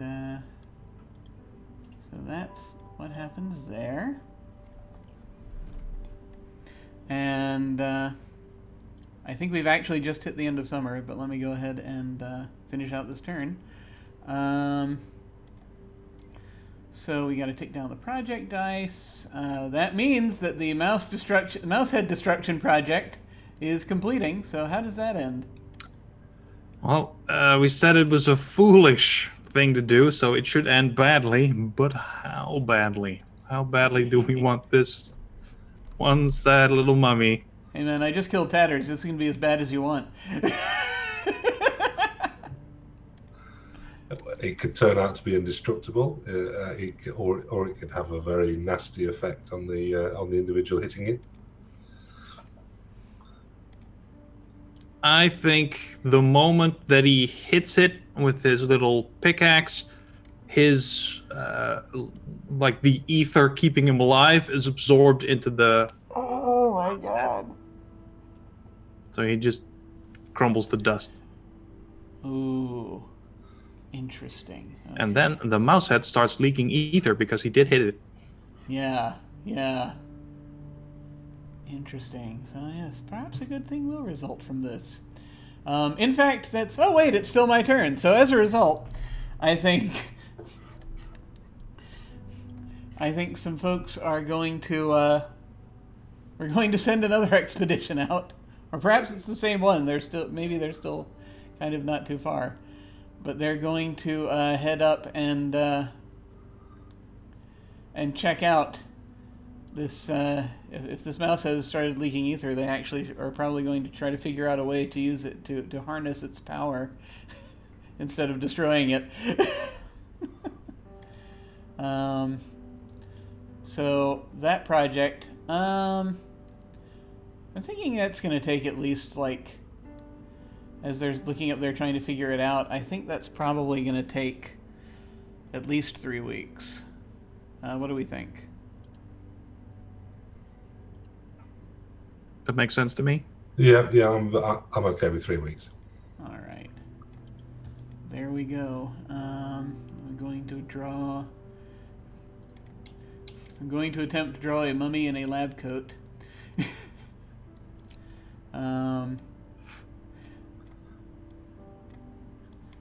And carrying a clipboard. And that's my turn. So it goes down to Paladin Hulk. All right. Let's see what happens.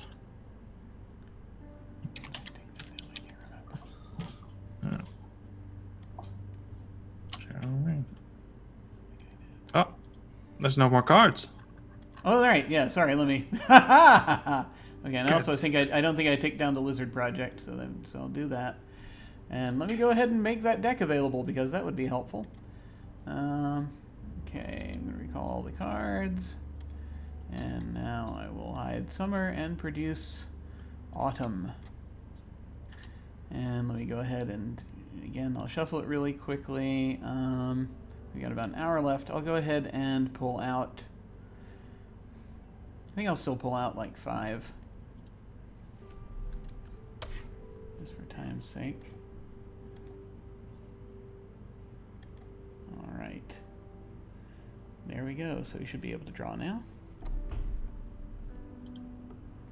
Okay.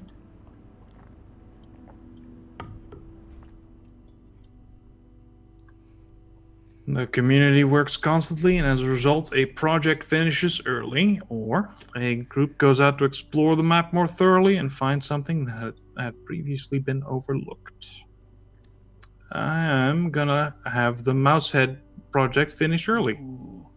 Okay, and so you actually get to say how that ends because this is a result of that card. Mm-hmm. All right. So what happens is that as they're about to figure it out, the Voltron robot appears and integrates the mouse head into its body. So they can't actually finish the project normally because the mouse head is now part of Voltron. Yes. All right. And with very the appropriate. inclusion of this divine object, it declares itself the new god of the Mummy Robot Society. Oh dear. I'm just, let's see, just take another contempt. There we go. Oh my god. Yeah, you can feel. You want to draw something to that effect? Or, yep, oh, there it is. Yep. Perfect.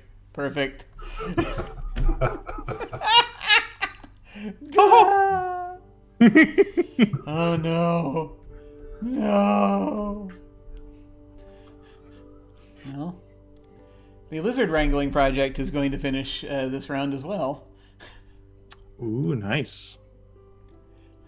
So, I think they've just managed to figure it out. Let's see, what did I say? This was the making friends stage, so they haven't. So they haven't actually started training them yet. So the next phase is training. But what happens is, like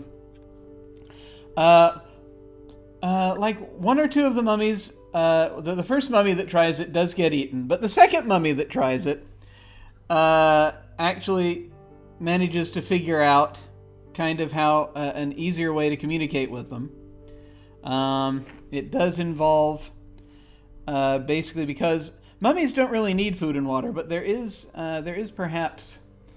Oh, we have robot butlers and Christmas lights. There is perhaps a. There are supplies of sorts that they have no use for, but it sort of involves just basically pointing the lizards to where there is food, helping to sort of figure that out. And once the lizards realize that these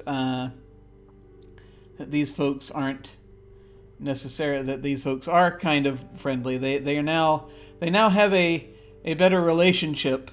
So that they can now attempt to start training them.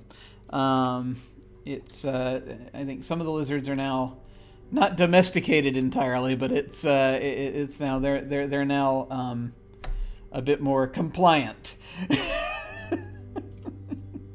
And so are no longer a danger to the mummy community.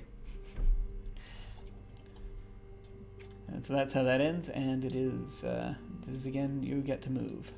You get to make a move. Okay. I guess I should draw something to do that. To signify that they're not a threat? Yeah, I'm going to draw a little friendship bracelet on the on the lizard and on the trainer. There we go. They're pals now. That's amazing. I love that. Simon and Lizard forever. I'm going to start a project at the end of my turn because it's still my turn. And the project that happens is first the Voltron, who has declared themselves to be the new god, orders the community to build it a statue that is not animated because it doesn't need the competition. Of course. But it does want to be revered, so that's the first thing that happens, and then it sets out to supplement its ether powers by absorbing Christmas Town. Oh my god! It left its ears behind. Yeah. Oh no! Yeah. Oh no! How long do we think? Is that a project? Is that what it's doing? That shouldn't take the giant robot too long.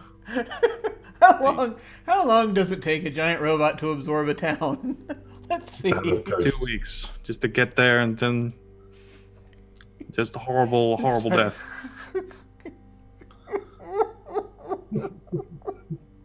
Yep, there we go. Okay. I think I actually should ask this because there's a point. Oh, thank you very much for the bits. That's much appreciated. Thank you. Thank you, Deviant Geek. So, I guess the question is, do we no longer have a scarcity of ether, or is it just... I realize it's all like in one individual's hands, but... Do we still consider Voltron to be part of our community? That's an excellent question.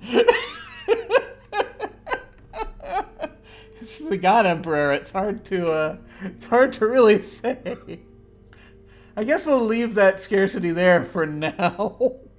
It's not sharing. Yeah. Wow. Oh, that's awesome. Jim, would you like to draw a card? Choose your fate.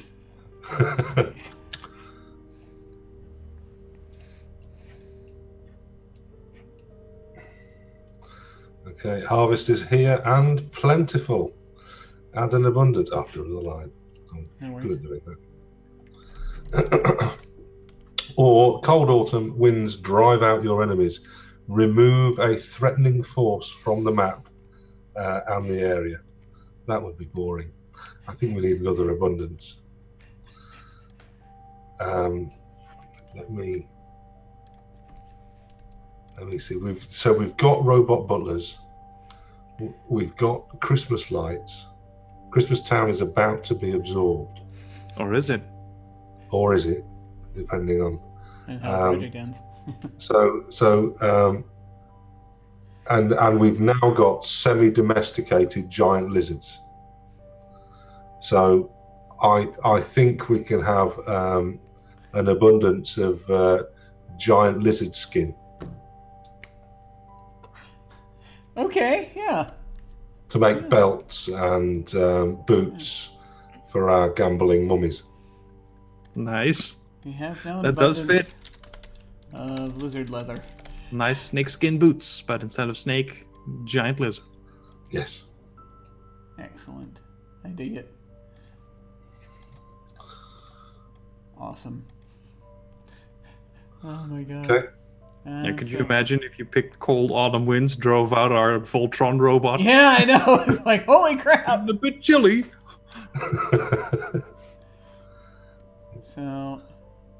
So, and then I'm going to start a project.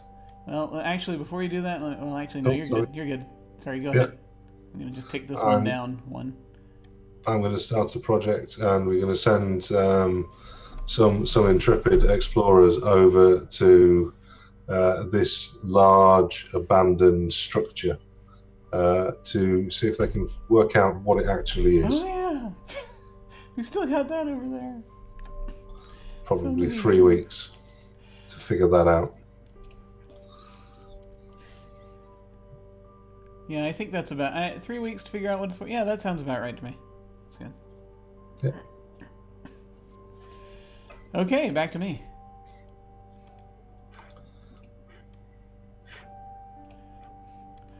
Someone leaves the community after issuing a dire warning. Who? What is the warning? Or someone issues a dire warning and the community leaps into action to avoid disaster. What is the warning? Start a contentious project that relates to it. Oh, we've got to go with that one. So I think that a coalition of some of the fed-up gamblers and a few of the ones that are trying to that were interested in training the lizards, they are kind of livid about the fact that all of their ether is being taken up by this being who has declared itself a god. A contentious project. I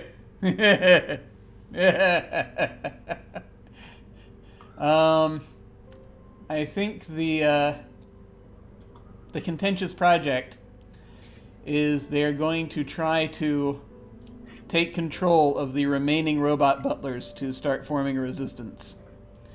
And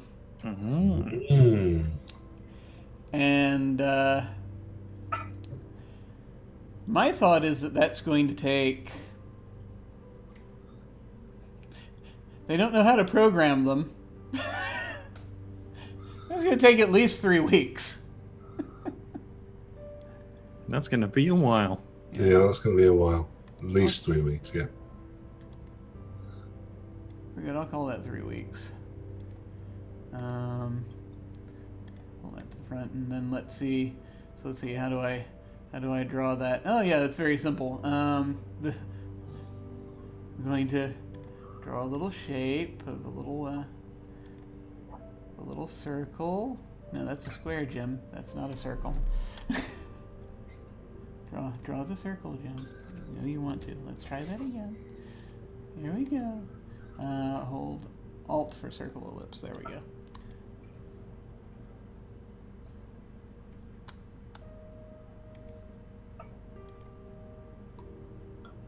And a line. There we go. Just a circle with a line through it over the robot there. That's the project. To get rid of all the robot butlers? Well, not yeah, to take control of them.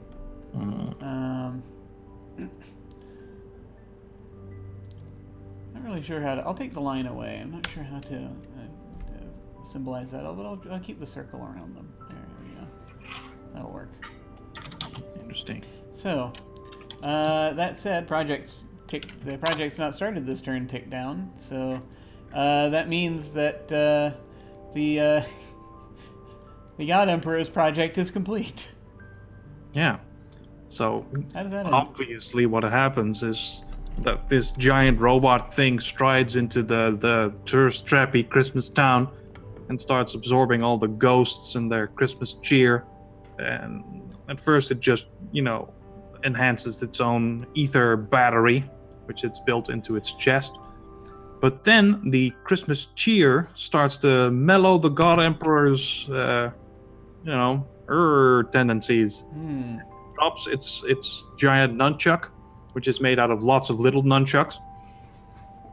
And it puts on a giant Christmas hat, and it changes its ways to now spread joy and all those little Christmas ornaments. We have created Robo Santa. Yeah, it's on a new quest to deliver toys. Oh my god, that's awesome. Very cool. I will Let me see. Did I take this one up here? Did we take this one down up in the upper right hand? Let me go ahead and do that if we haven't done that already. All right. I can't remember. Okay, so now I get to make a move. I think I'm going to start the lizard training project to try to use the lizards as transportation and possibly as for defense. I think that's also going to take like another 5 weeks. Easily. Because, I mean, for God's sake.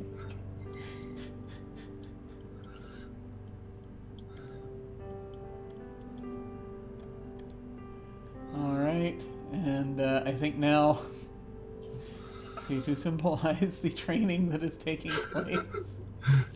And just imagine once they're training the robot butler militia to be lizard riding robot butler militia. I know, right? But it'll be so awesome.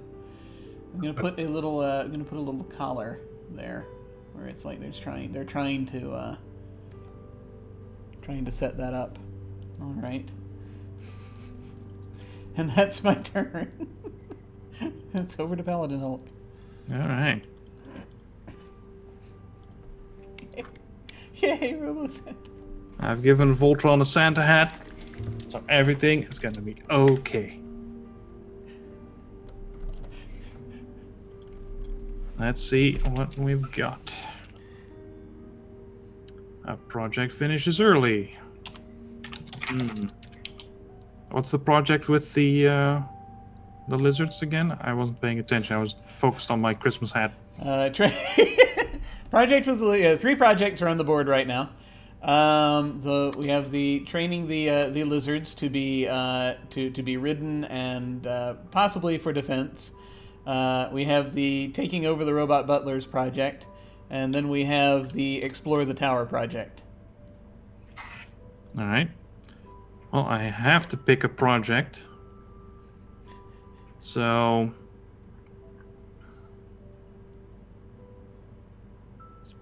I'm going to pick the tower.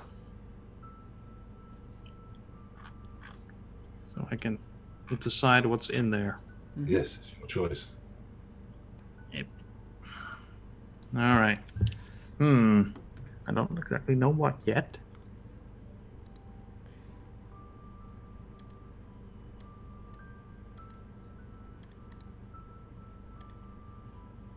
It's a cleverly disguised vault. Ooh. But it's really big because there's a lot of money in there. And that makes it slightly not as good disguised as it should be, considering it's so huge, so much bigger than the other cacti. But you need all of that space to put all the money. But we figured it out. It's just lots of gold, gems, watches, maybe some guns. Who knows? It's all kinds of stuff in there. It's a vault. Nice. Money! Jolly good. Cool. You can draw like a thing on there to... Did we get in, or is it... Yeah, no, we got in. It's weird. Do you guys think we should add an abundance now of money, or Purple. gold, Yeah, or whatever? screwed. It's fine. Yeah, I think so. If it's full of money.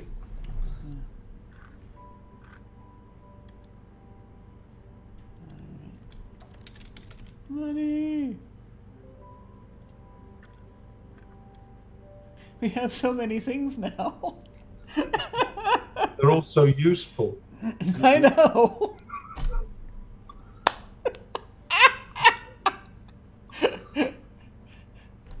That's the awesome thing about this, actually. All these things we're finding in abundance that are absolutely freaking useless to us right now. It's great. That's life. That is life. All right, so the project's ticked down. Yeah, so I did that. All right, and then it's up to me to start something. I don't think I want to make a project out of Voltron delivering everyone presents. What do I want to do?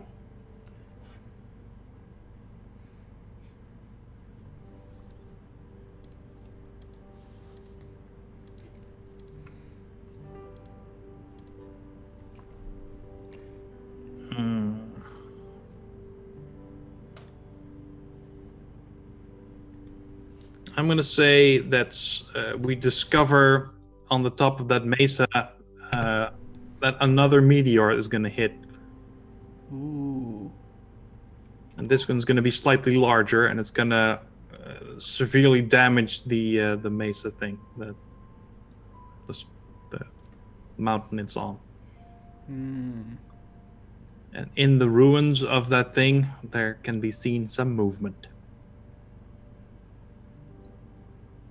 That's going to be my little thing. Discovery. Yeah, I haven't drawn anything on that mesa, so I can't edit it. So if someone could. Okay, yeah. You want to take away like a big chunk of it? Yeah, that thing is toast. All right. Do.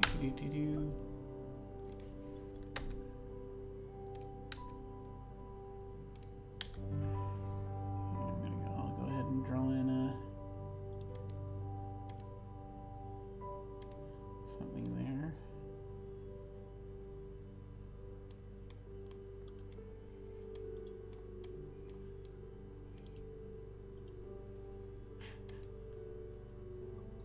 Is other stuff gone on top of there gone as well, do we think? I would think so. Yeah. All right. Everybody off. If there were any mummies on that thing, they're dead. There were a few mummies on there, yeah. Yep. There's something there now. Cool. And it's to Jim. Okay.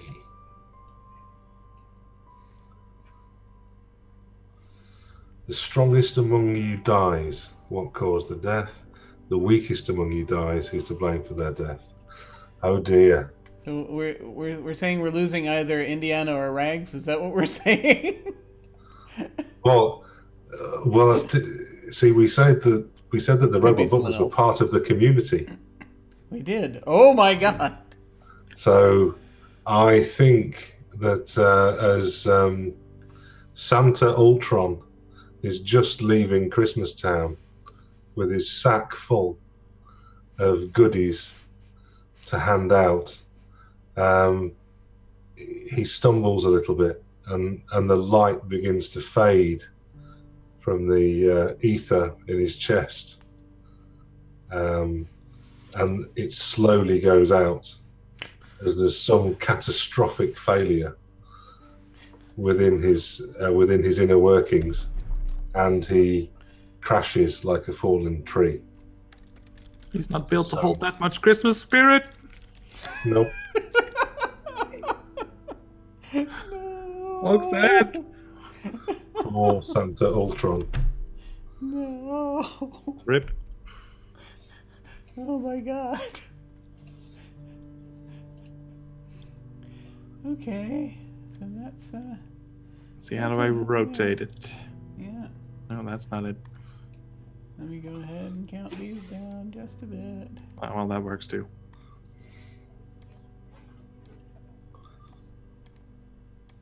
Splat. Damn.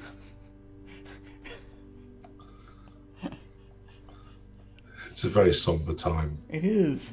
It is. We realized that we were wrong about our overlord, and then he was taken from us. Yes. Can't have good things. I know. It's a very emotional time.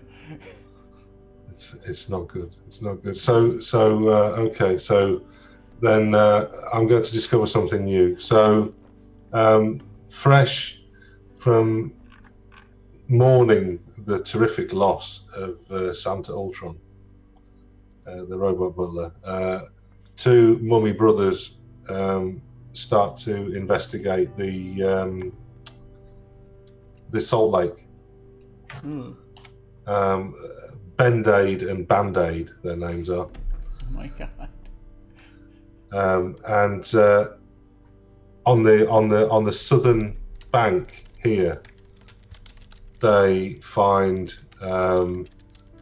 a rusting but solid hulk of what appears to be a steamboat.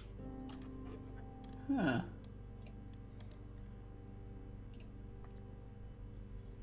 Just lying on its side.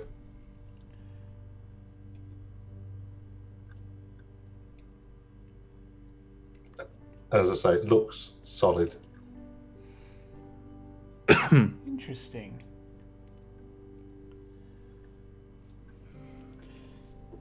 Okay, it's back around to me.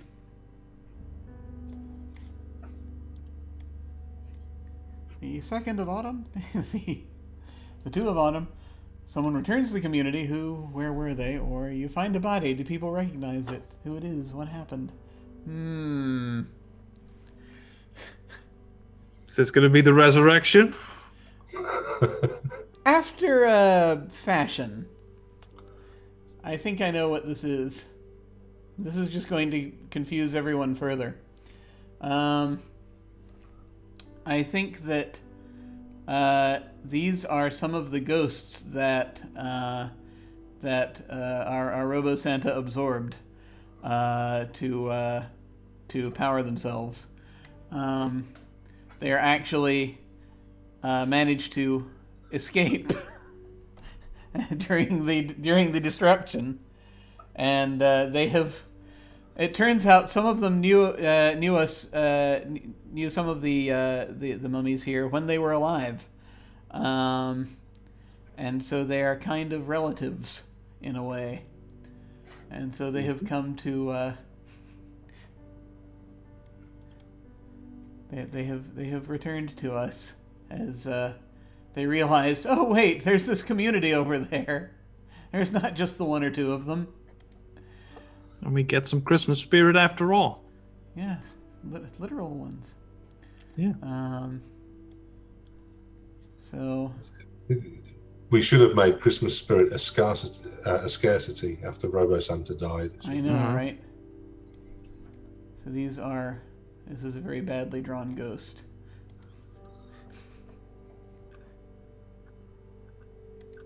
Yeah, that's very badly drawn. Let me actually do something about that.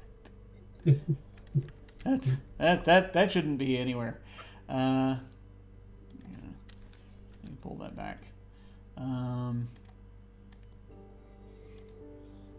just going to draw a stick figure. That'll be easier.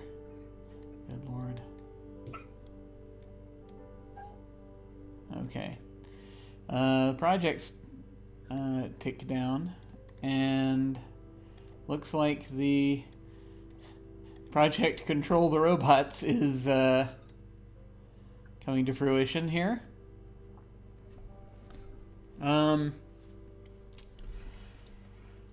And so I think they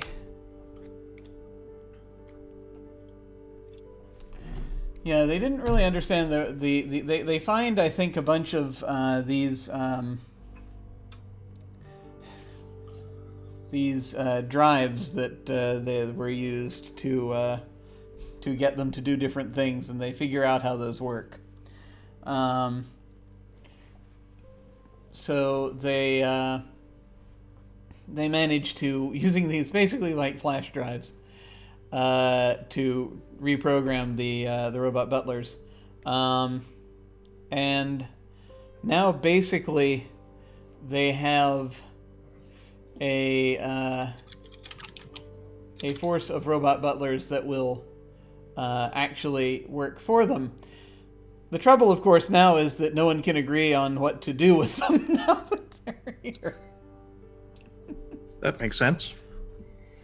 I think that's the problem. So I think that means that what I'm going to do is I'm going to hold a discussion about that.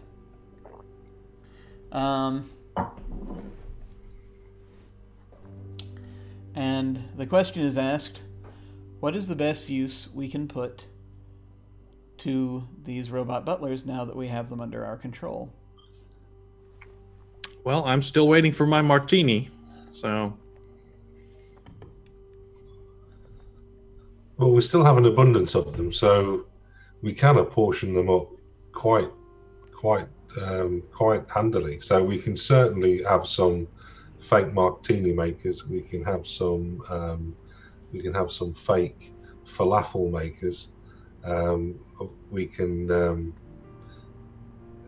have some fixers. We can have some builders. We can have them to do lots of things, in my opinion. I feel as though I think one of the few mummy scientists left is going to say, I think we really need to do something to repurpose them toward put their energies toward helping us solve this meteor problem that we seem to be having lately. They might be able to build things or withstand do something. At least you'd use their processing power so we can figure out what to do about these meteors, because we don't want to die. And that's the discussion. And it's over to Paladin Hulk. All right. Let's get a card. Disease spreads through the community. Well, that's impressive. You spend the week quarantining the disease. Project dice are not reduced. All right. Nobody knows what to do about it. Add health and scarcity as a scarcity. Health and fertility as scarcity. Yeah, fertility. All right. So those are my options, I think. So I'm gonna pick the second one because, we're not supposed to get sick. We're dead. So we're starting to lag a little because of the ether that's not flowing to us, but is instead not flowing at all and is contained within the corpse of Christmas Santa robot. So that's why we're sick. Nice. We have added a health and fertility as a scarcity. Yep. Because our time is running out. Health and fertility. All right. And this project die ticks down to 1. We're very close. And you get to make a move. I should draw something.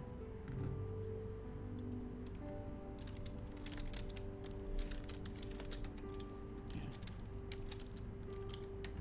That's awful.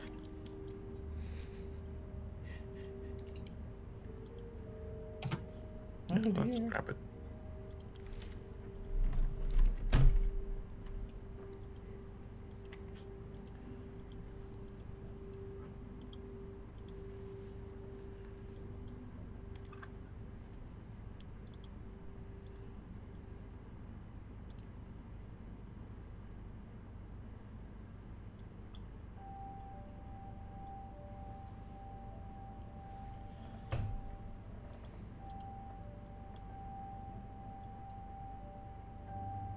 It's meant to be a skull.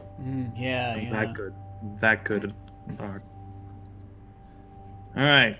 So, project dice tick down. That happened. Did that. And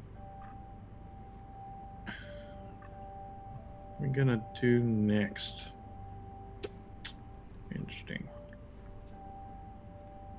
All right.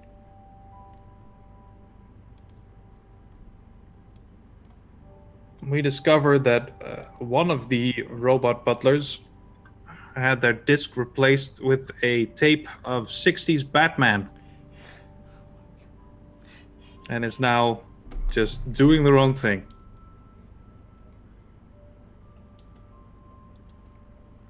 Yep.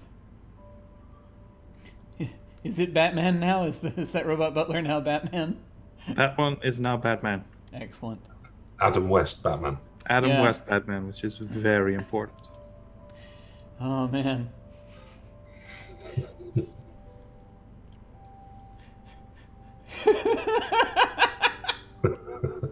Oh, that's awesome. Okay, it's over to Jim. Okay.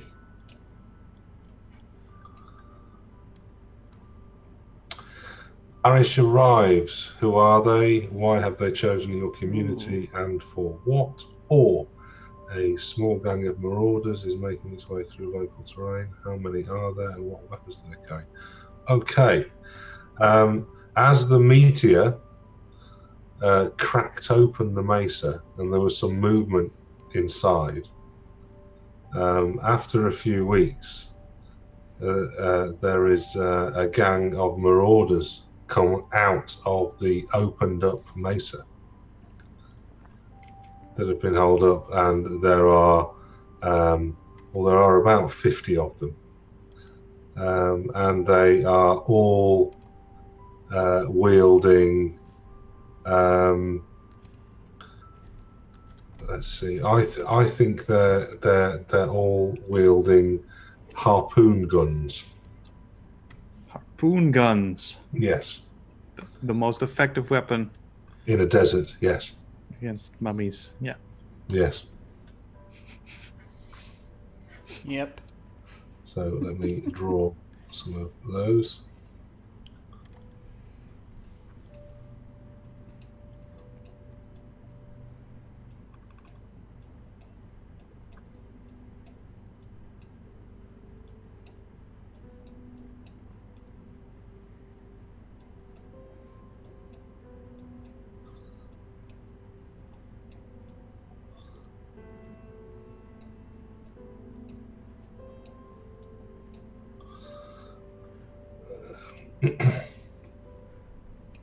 Yeah. I'm sorry, I was doing a little management behind the scenes during part of that description. What type of beings are they? They are squat humans. So they have been somehow surviving inside the mesa. Nobody knows why, but they've come spilling out, and they're not looking very happy. They're going to blame the first thing they see. Oh no! Giant lizards. Yeah, Something, it's all the giant lizard's fault. something has smashed the roof off their home, and whatever it is going to get harpooned quite maliciously. Oh no. Well, luckily we're just in time for the lizard training to have finished. And I think that the I think the project is successful. They actually are able to. We now have mummies riding lizards, which is delightful. Mostly just useful for riding. They're, as it turns out, less useful for attacking people. They do have these long tongues that they can reach out with and grab things, so you have to kind of convince that what's in front of it is food. But aside from that, there at least we've gotten them domesticated, and we can now ride them around and perhaps get a bit more mobile. And of course, I'm going to now draw a saddle on this lizard to represent that.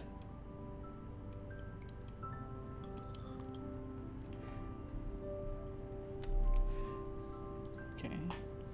And Jim, you got to make a move. Okay, I'm going to start a project, and the project is to use everything that we can possibly find from the destroyed pyramid, anything that we can salvage from the hulk of the steamboat, and it's all going together to try and make a cover for our crevasse.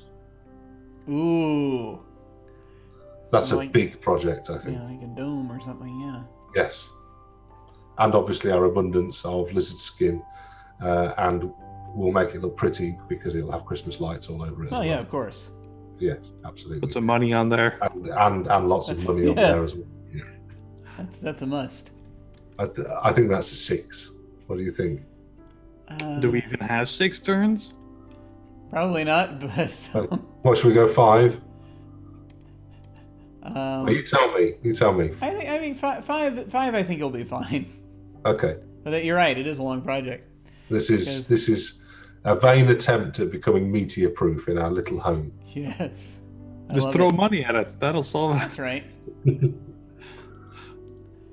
Oh, I always forget this. I didn't put a dot next to the robot, but it's all right because we discussed that.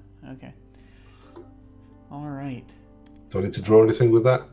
I mean, you could draw like part of a dome or something, or just sort of a thing where it's like showing that. And I think now we are moving into winter. I'm going to go ahead and recall all the autumn cards and hide the autumn deck. And it is over to me, and winter has begun. We could end at any moment.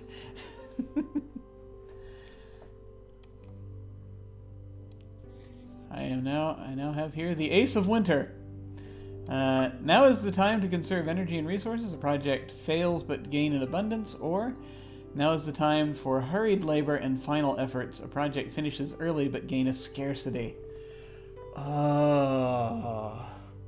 We only have the Second one one makes project. sense. Yeah, it does. Yeah, it does. So, yeah. I think that since we're using the hulk of the ship and the pyramid, I think that dome's going to finish, but we have a scarcity of metal now. Makes we sense. also use the money, too, to an extent. Yep. So I don't think we have an abundance of money anymore, probably. And the lizard leather.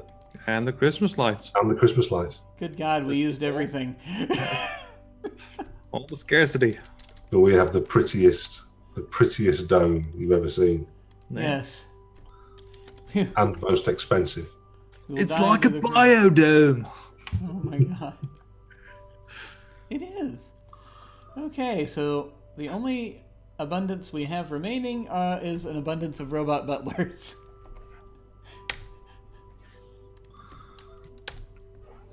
Oh, this got bleak real quick. So no project dice to turn down. But we have a very expensive, very pretty meteor-proof dome. It's worth We it. do. We do. So yeah, that's right. And so so what I'll say is we do have a dome that we hurried to make, and it's gonna protect us from the meteors, probably. So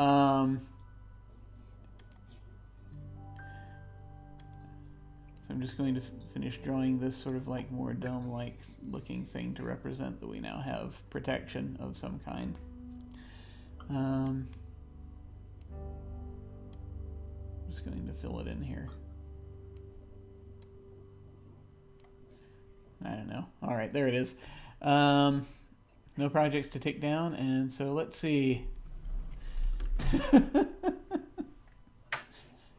And oh, that's right. We also took the ship. So many things are going missing from the map. Mm-hmm. Oh my God.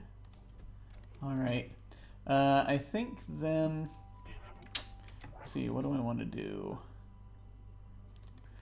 as my move?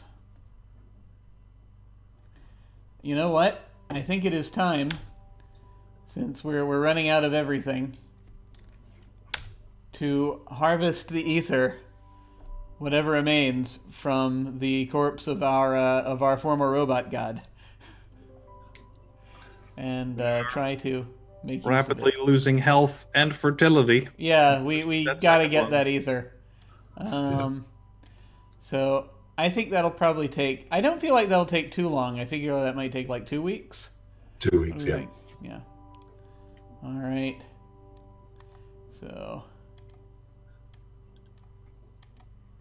And I think a lot of people in the community are going to go there. Yeah, I think that's gonna be. Because, we're dying. Yeah, this is like our final thing. So I'm going to just draw these. I don't know what harvesting ether looks like, so I'm just going to draw these little green rays coming from the robot, and we're harvesting it somehow, perhaps magically. We'll see. Drawing it into ourselves or whatever. Or into objects that can handle them.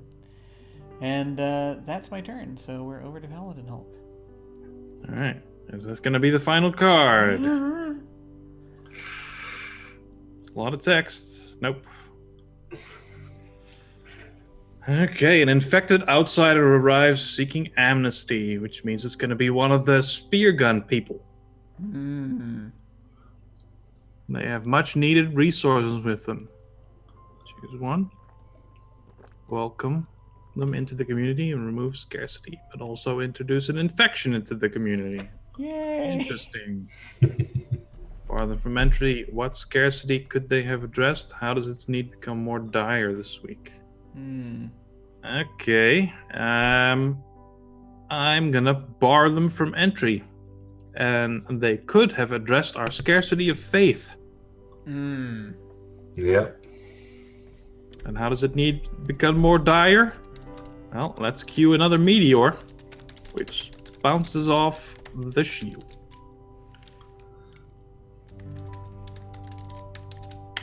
Which finished just. Also, hey Wild, thank you for the sub. Appreciate it. Oh. Hi, Wild. Wild's my GM. Oh, cool. Yeah. Yeah, Wild is awesome. All right, where were we? So we just we've our scarcity of faith is more dire. Right. As a result of what happened here. Yeah, sad. And that now the meteors are starting to hit our little crevasse. No.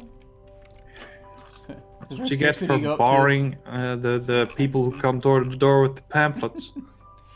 I know, right? Tell them to go to heck, and well, it's you that goes to heck after that. All right, that's the card. Project dice tick down, and then we start a project. Well, we've just learned we're safe from the meteors, so there's nothing to be done there.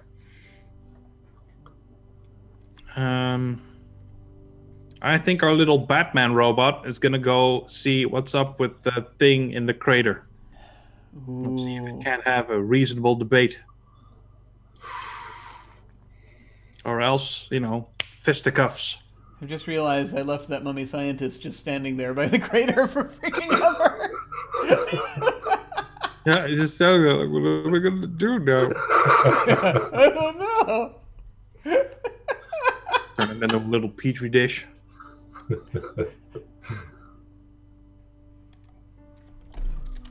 Alright. I should make a project dice. How long is it going to take Batman to deal with that thing?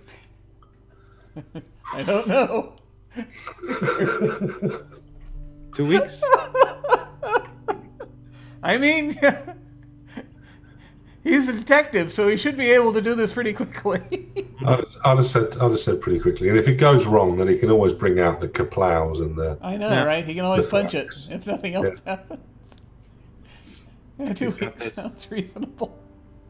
I mean, it's Batman, for God's sake.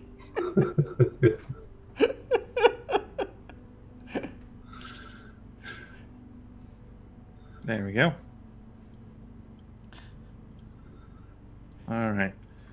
Next. All right, it's over to Jim.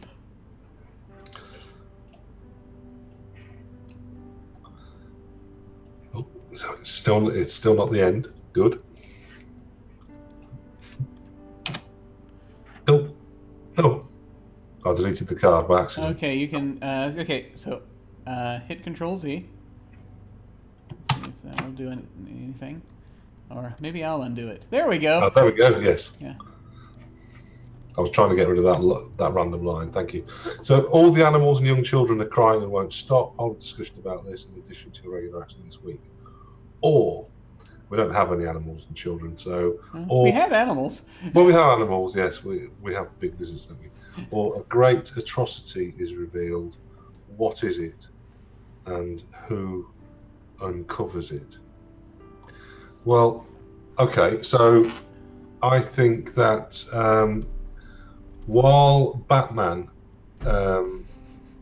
Robot Butler, Mr. West, is engaged in debating or fighting with the harpoon-wielding strange people from inside the mesa, he happens to look inside the mesa, and he sees in the base a glowing figure, which looks rather familiar to the statue that used to sit on the top of the mesa. Ruh-roh. That's in chains and is obviously being tormented by the harpoon people. Gadzooks. Holy religion, Batman. Figure in chains. We haven't. Do we know who it is, or is it just? It's a glowing figure that looks like the statue. There's vague. Oh my goodness. Vague ears and vague mouse-like features. I'm just going to. I don't want to think about where that came from. Where No, I mean I don't want to think about how we ended up with a person who looks like. I'm not going to worry about it. I'm not going to think about it because terrible things are occurring to me in my brain right now. I'm just going to not look at it. Isn't this game the best? It is. Oh look, a project's done. and the project's done. So I'll busy draw something while you're doing the. Oh my god. So yes, the project to take the ether back finishes. And I think we now actually have a certain amount of ether. We don't have an abundance of it, but I think we finally resolved our ether scarcity. We don't have as much as we would like. But it should also solve our health and fertility. I think it will, yeah. So I think we have enough to be able to not die, which is kind of important. We can keep going now. This is good. Yes. So we now have, I think I'm going to symbolize that by,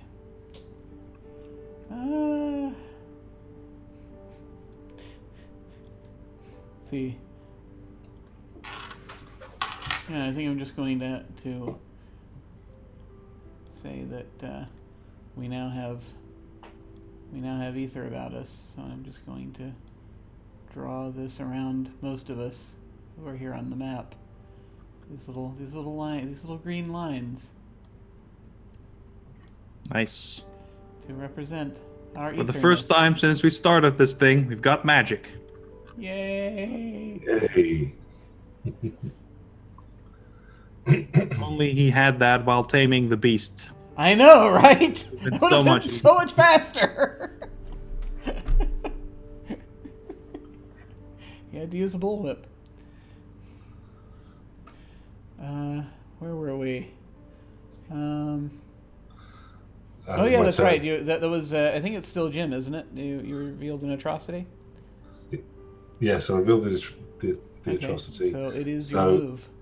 Okay, I want a discussion. Okay. Now that the atrocity has been revealed, what do we want to do about it?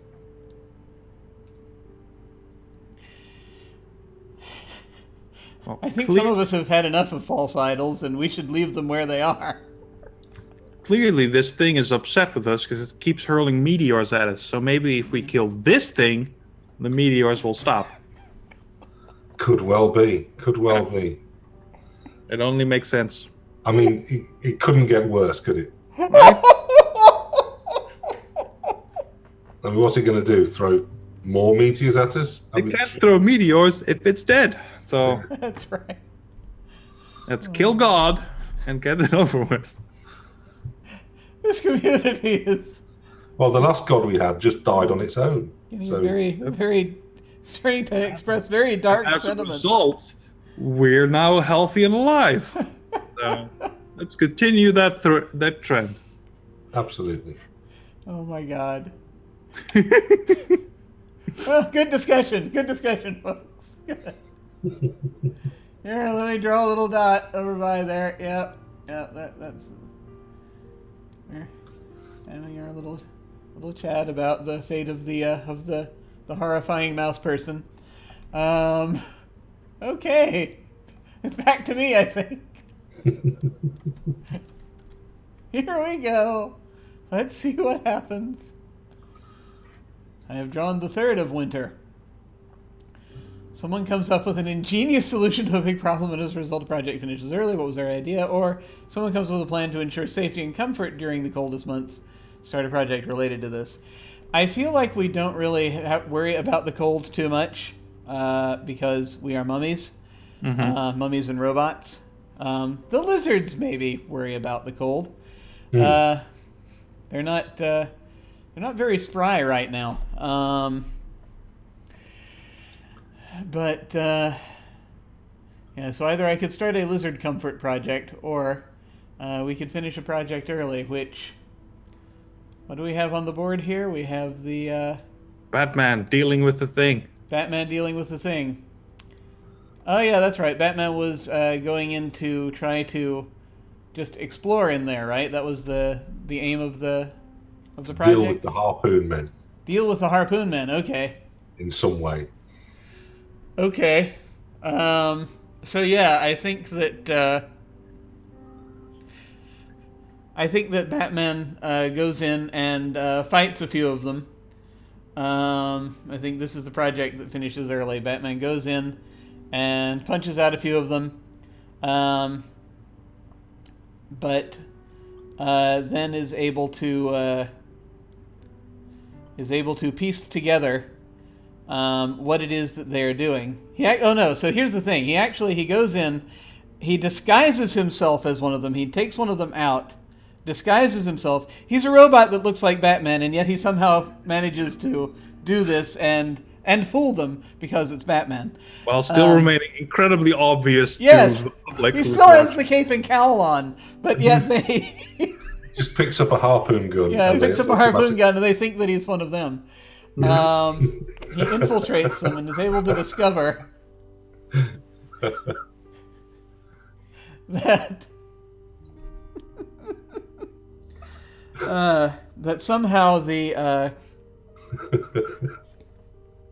what they're actually doing to this being in torturing it is they are keeping it alive, because it is the fact that this being has been dying for as long as it has that has caused the meteors to fall. Huh. And when it dies, all the meteors will fall. Okay. That's interesting. And that's basically what they've... this thing is basically got a... The thing is, it has not entirely... it's perhaps there is some cybernetics going on here, basically, and it has... there's a failsafe that is starting to go off as it is dying over a long period of time. And... Good thing we have that meteor shield. Yeah, that's Made out of money! Yeah. And Christmas lights. You can see the money right there in the building of the... You can see how much money we invested in this machine. Mm-hmm. We quite literally invested it. And so that is the result of that project. And as a result of that, there are no projects to take down. So, I think we're going to start a new project now. I mean, we've got the dome. So we're going to be okay. But, let's see. Yeah, okay. I think that, now understanding this, I think Batman is going to start a project. A social project. To build a bridge of understanding between the mummies and the spear-toting humanoids. It's a negotiation. Batman immediately figures out their language because... Of course. It's Batman, of course he does. He was with them long enough. He was with them like a week at least. Yeah, can't you see, Robin? So simple. Exactly. Polyglot Batman. Exactly. To bring the mummies to the table and actually get them to resolve their differences and figure out how to deal with this, this situation with them. And I think that's going to take. It's about 3 weeks. 2 weeks. 3? I think I don't think it would take. I don't think it would take Adam West that long. Huh. Maybe one week or 2. What do we think? 1 week? All right. 1 week. And I'm going to. And next week we'll find out. Yeah. Same bat time, same bat channel.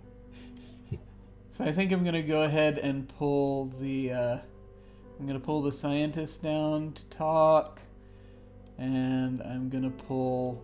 I think they would send Indy over to talk. Either that or to punch. I'm not sure which they would do. Probably both. You gotta select the whole dude, Yeah. otherwise. Working on it. Maybe that works too.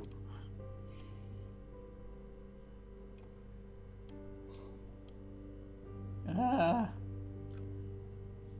Man, we're great at art. There we go.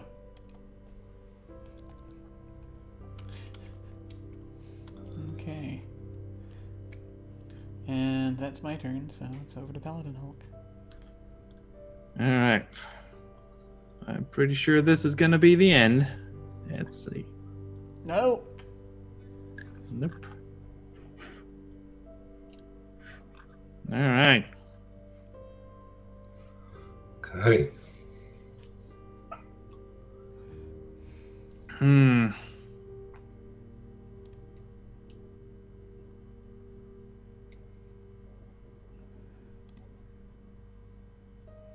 Alright, so a headstrong community member takes charge of the community's work efforts. And we've only got one project. A project fails. It's this project, the project of Batman and the other mummies and harpoon people coming together to make peace. It doesn't work out.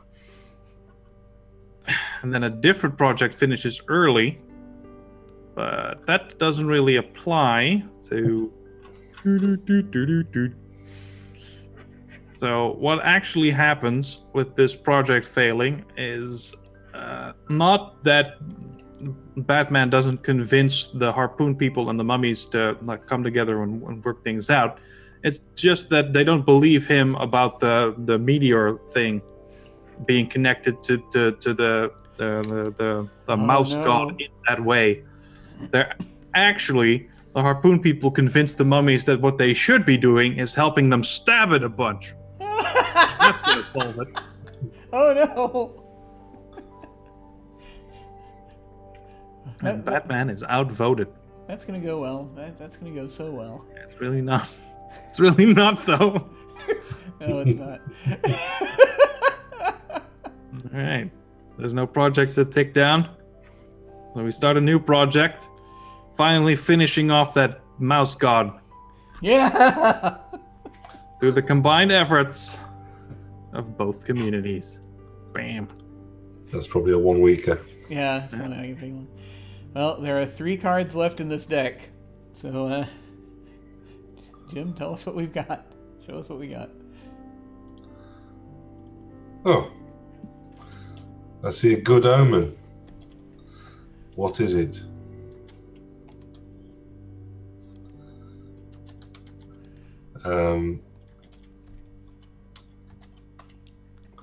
Okay.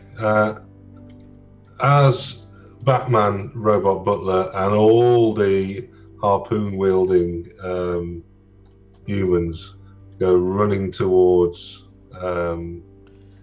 the chained-up mouse god, they hear a big sigh, a big sound, and they all look into the sky.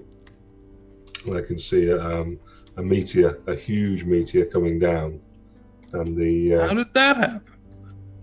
and the mouse god just moves a little bit, and the meteor diverts course and lands miles away. What could it mean? What could it mean?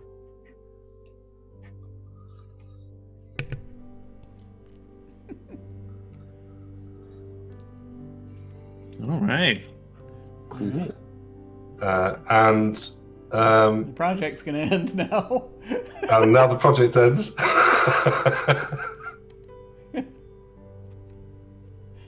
So, Yeah. how's that How end? does it end? Well, we, in our efforts to finish it off, we also accidentally unchained the thing. So, whoops. And it swats like a mummy in its death throes and one of the harpoon people, and then it seemingly dies. And there was no. much rejoicing. Yay. And this follows in the total merging of our communities. Well, at least it brought us together before the end. And Jim, you got to make a move. Okay, so meanwhile, back in the casinos, one of the gambling mummies has had a little bit too many fake martinis, and he goes wandering into a slightly deeper part of the casino where the machines, he doesn't really like those machines, but he's a little bit drunk, so he wanders over and he accidentally knocks a machine, and it moves, and he pushes it and he realizes it's a fake machine, and underneath that machine there's a trapdoor.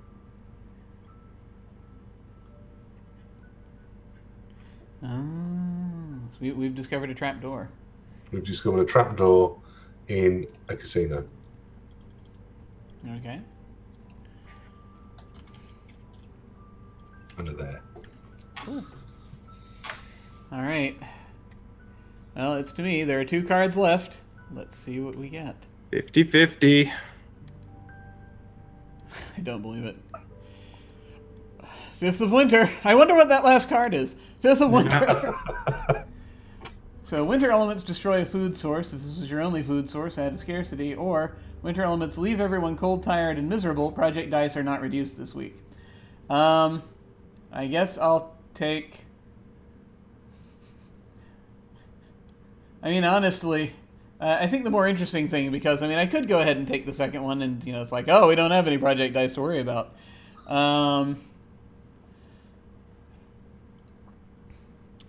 Winter elements destroy a food source. The only food source, though, is ether. So I'm thinking, just because I'm going to be horribly sadistic here, is that, winter elements destroy a food source. So yes, I think that the long neglected Christmas ghosts, who are in and of themselves winter elements, They are! That's genius! have decided that in trying to reunite with their friends, that they see what's happened to them, and they feel as though the only way forward for them will be the enlightenment of death. And so the ghosts, being kind of made of the stuff, are very good at draining ether. So they managed to pull it all out. And there is now once again a scarcity of ether. Oh no! Oh. And the mummies are not doing well at all. That's sad. As a result. So I'm going to take Let's go. away all the lovely little green streaks that I just put around everyone. Yeah, all that effort for nothing. Yeah. Unfortunate. And I'm going to give it to the ghosts. Because the ghosts are now, like, ultra powerful. They're full of ether now. Yeah. I wonder what's gonna happen. I don't know. And I get a move I can make.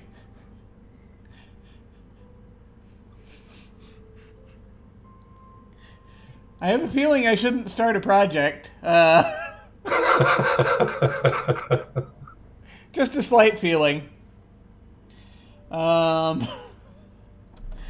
So I think we're going to discover, just because I want to just resolve this thread. I'm going to discover one more thing. And that is, as these mummies are collapsing, once again they turned their back on the ghosts.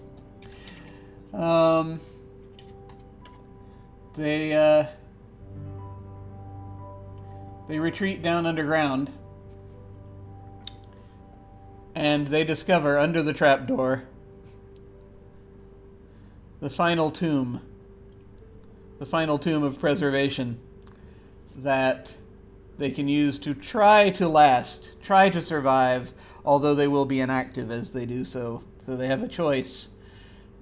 The community has a choice to either get into these tombs, into these sarcophagi, and wait out everything until some new power source comes to them, or to just stand there and fade away. And I'm going to just draw a big old slab. Slab is a fun word. Slab that they found underground here. And of course, tunnel leading from the trapdoor to the slab.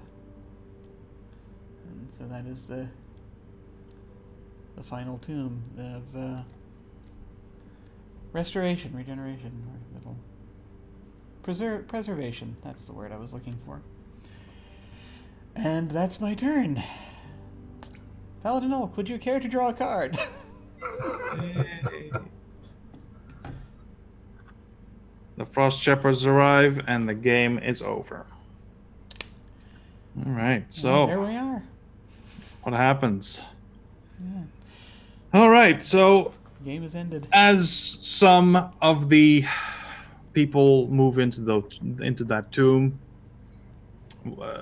at least one of the gambling mummies is really not happy with doing that. It wants to get just one more game in, but it's out of money. So it takes like one coin out of the protective shield that we've built, and it sticks it in the slot machine. And as it finally wins its big payday, the shield collapses and crushes everyone underneath. Oh my god! Not done quite so well, no. The Frost Shepherds were us all along.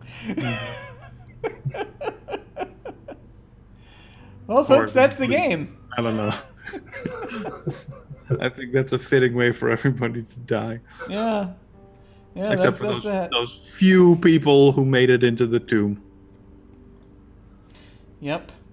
There we go. There we go. Oh my god. There was something basically about it, the end of the game where there aren't really anything. When we hit that card, the game simply ends.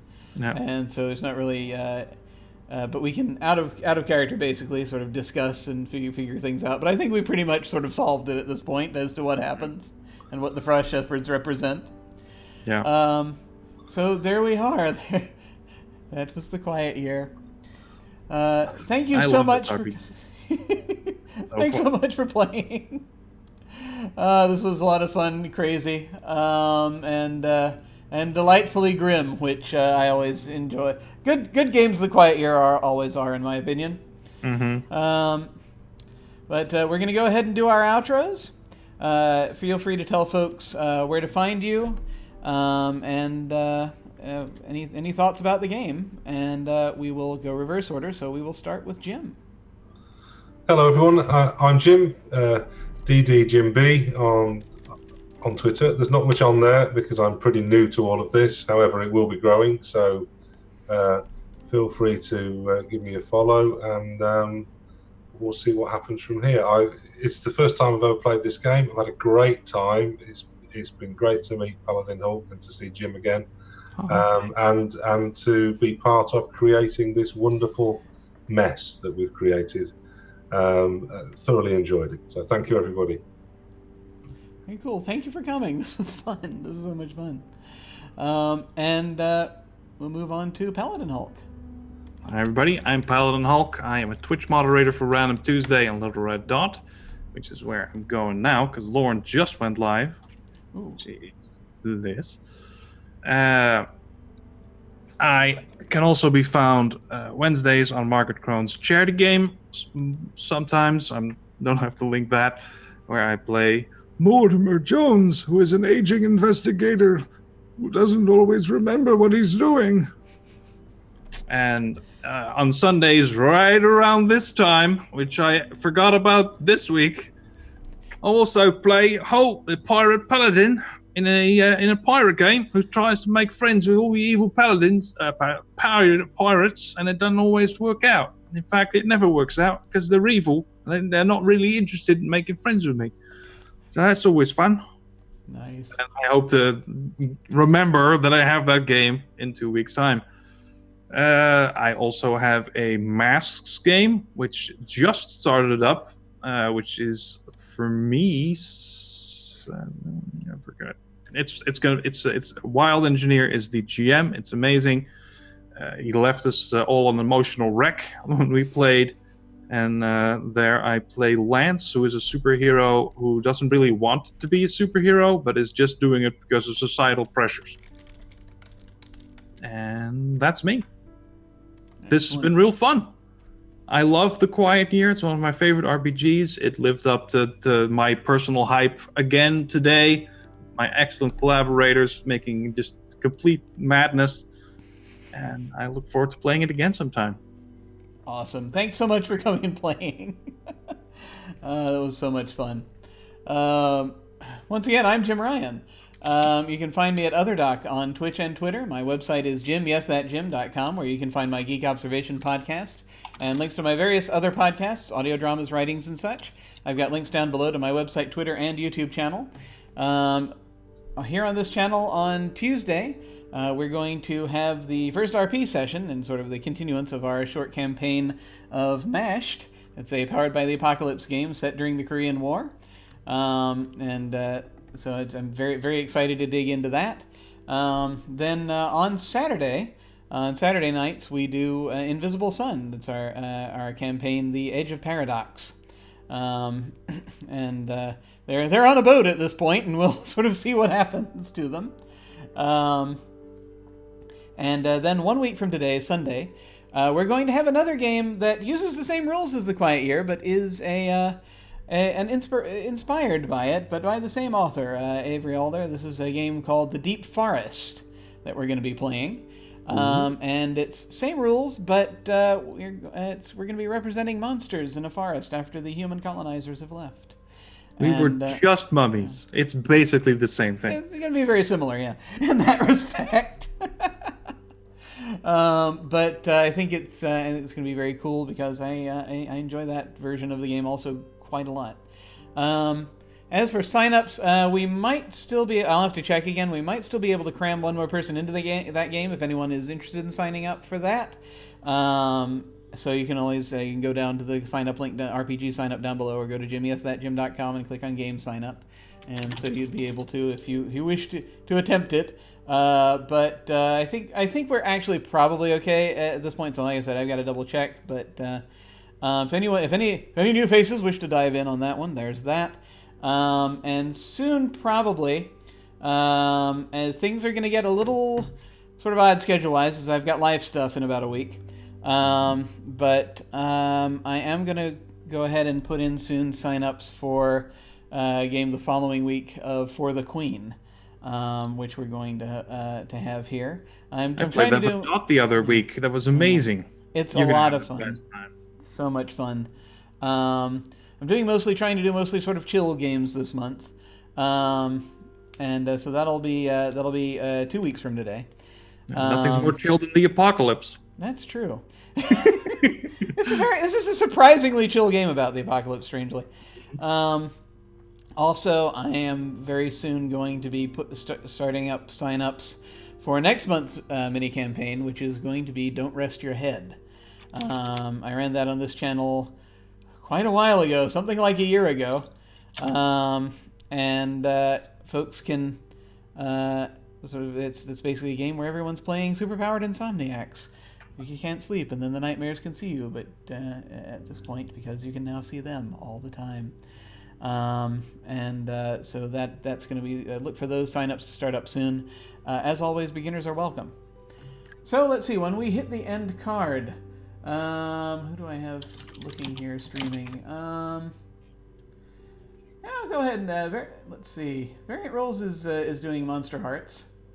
They were kind enough to raid me yesterday, so I'm going to go ahead and return the favor. And so I'll go ahead and do that. So feel free, if you like, to hang on and say hi to them, if you so desire. That again will be when we hit the end card. In the meantime, folks, thank you very much for watching. Take care, and I will see you all of a sudden. Farewell.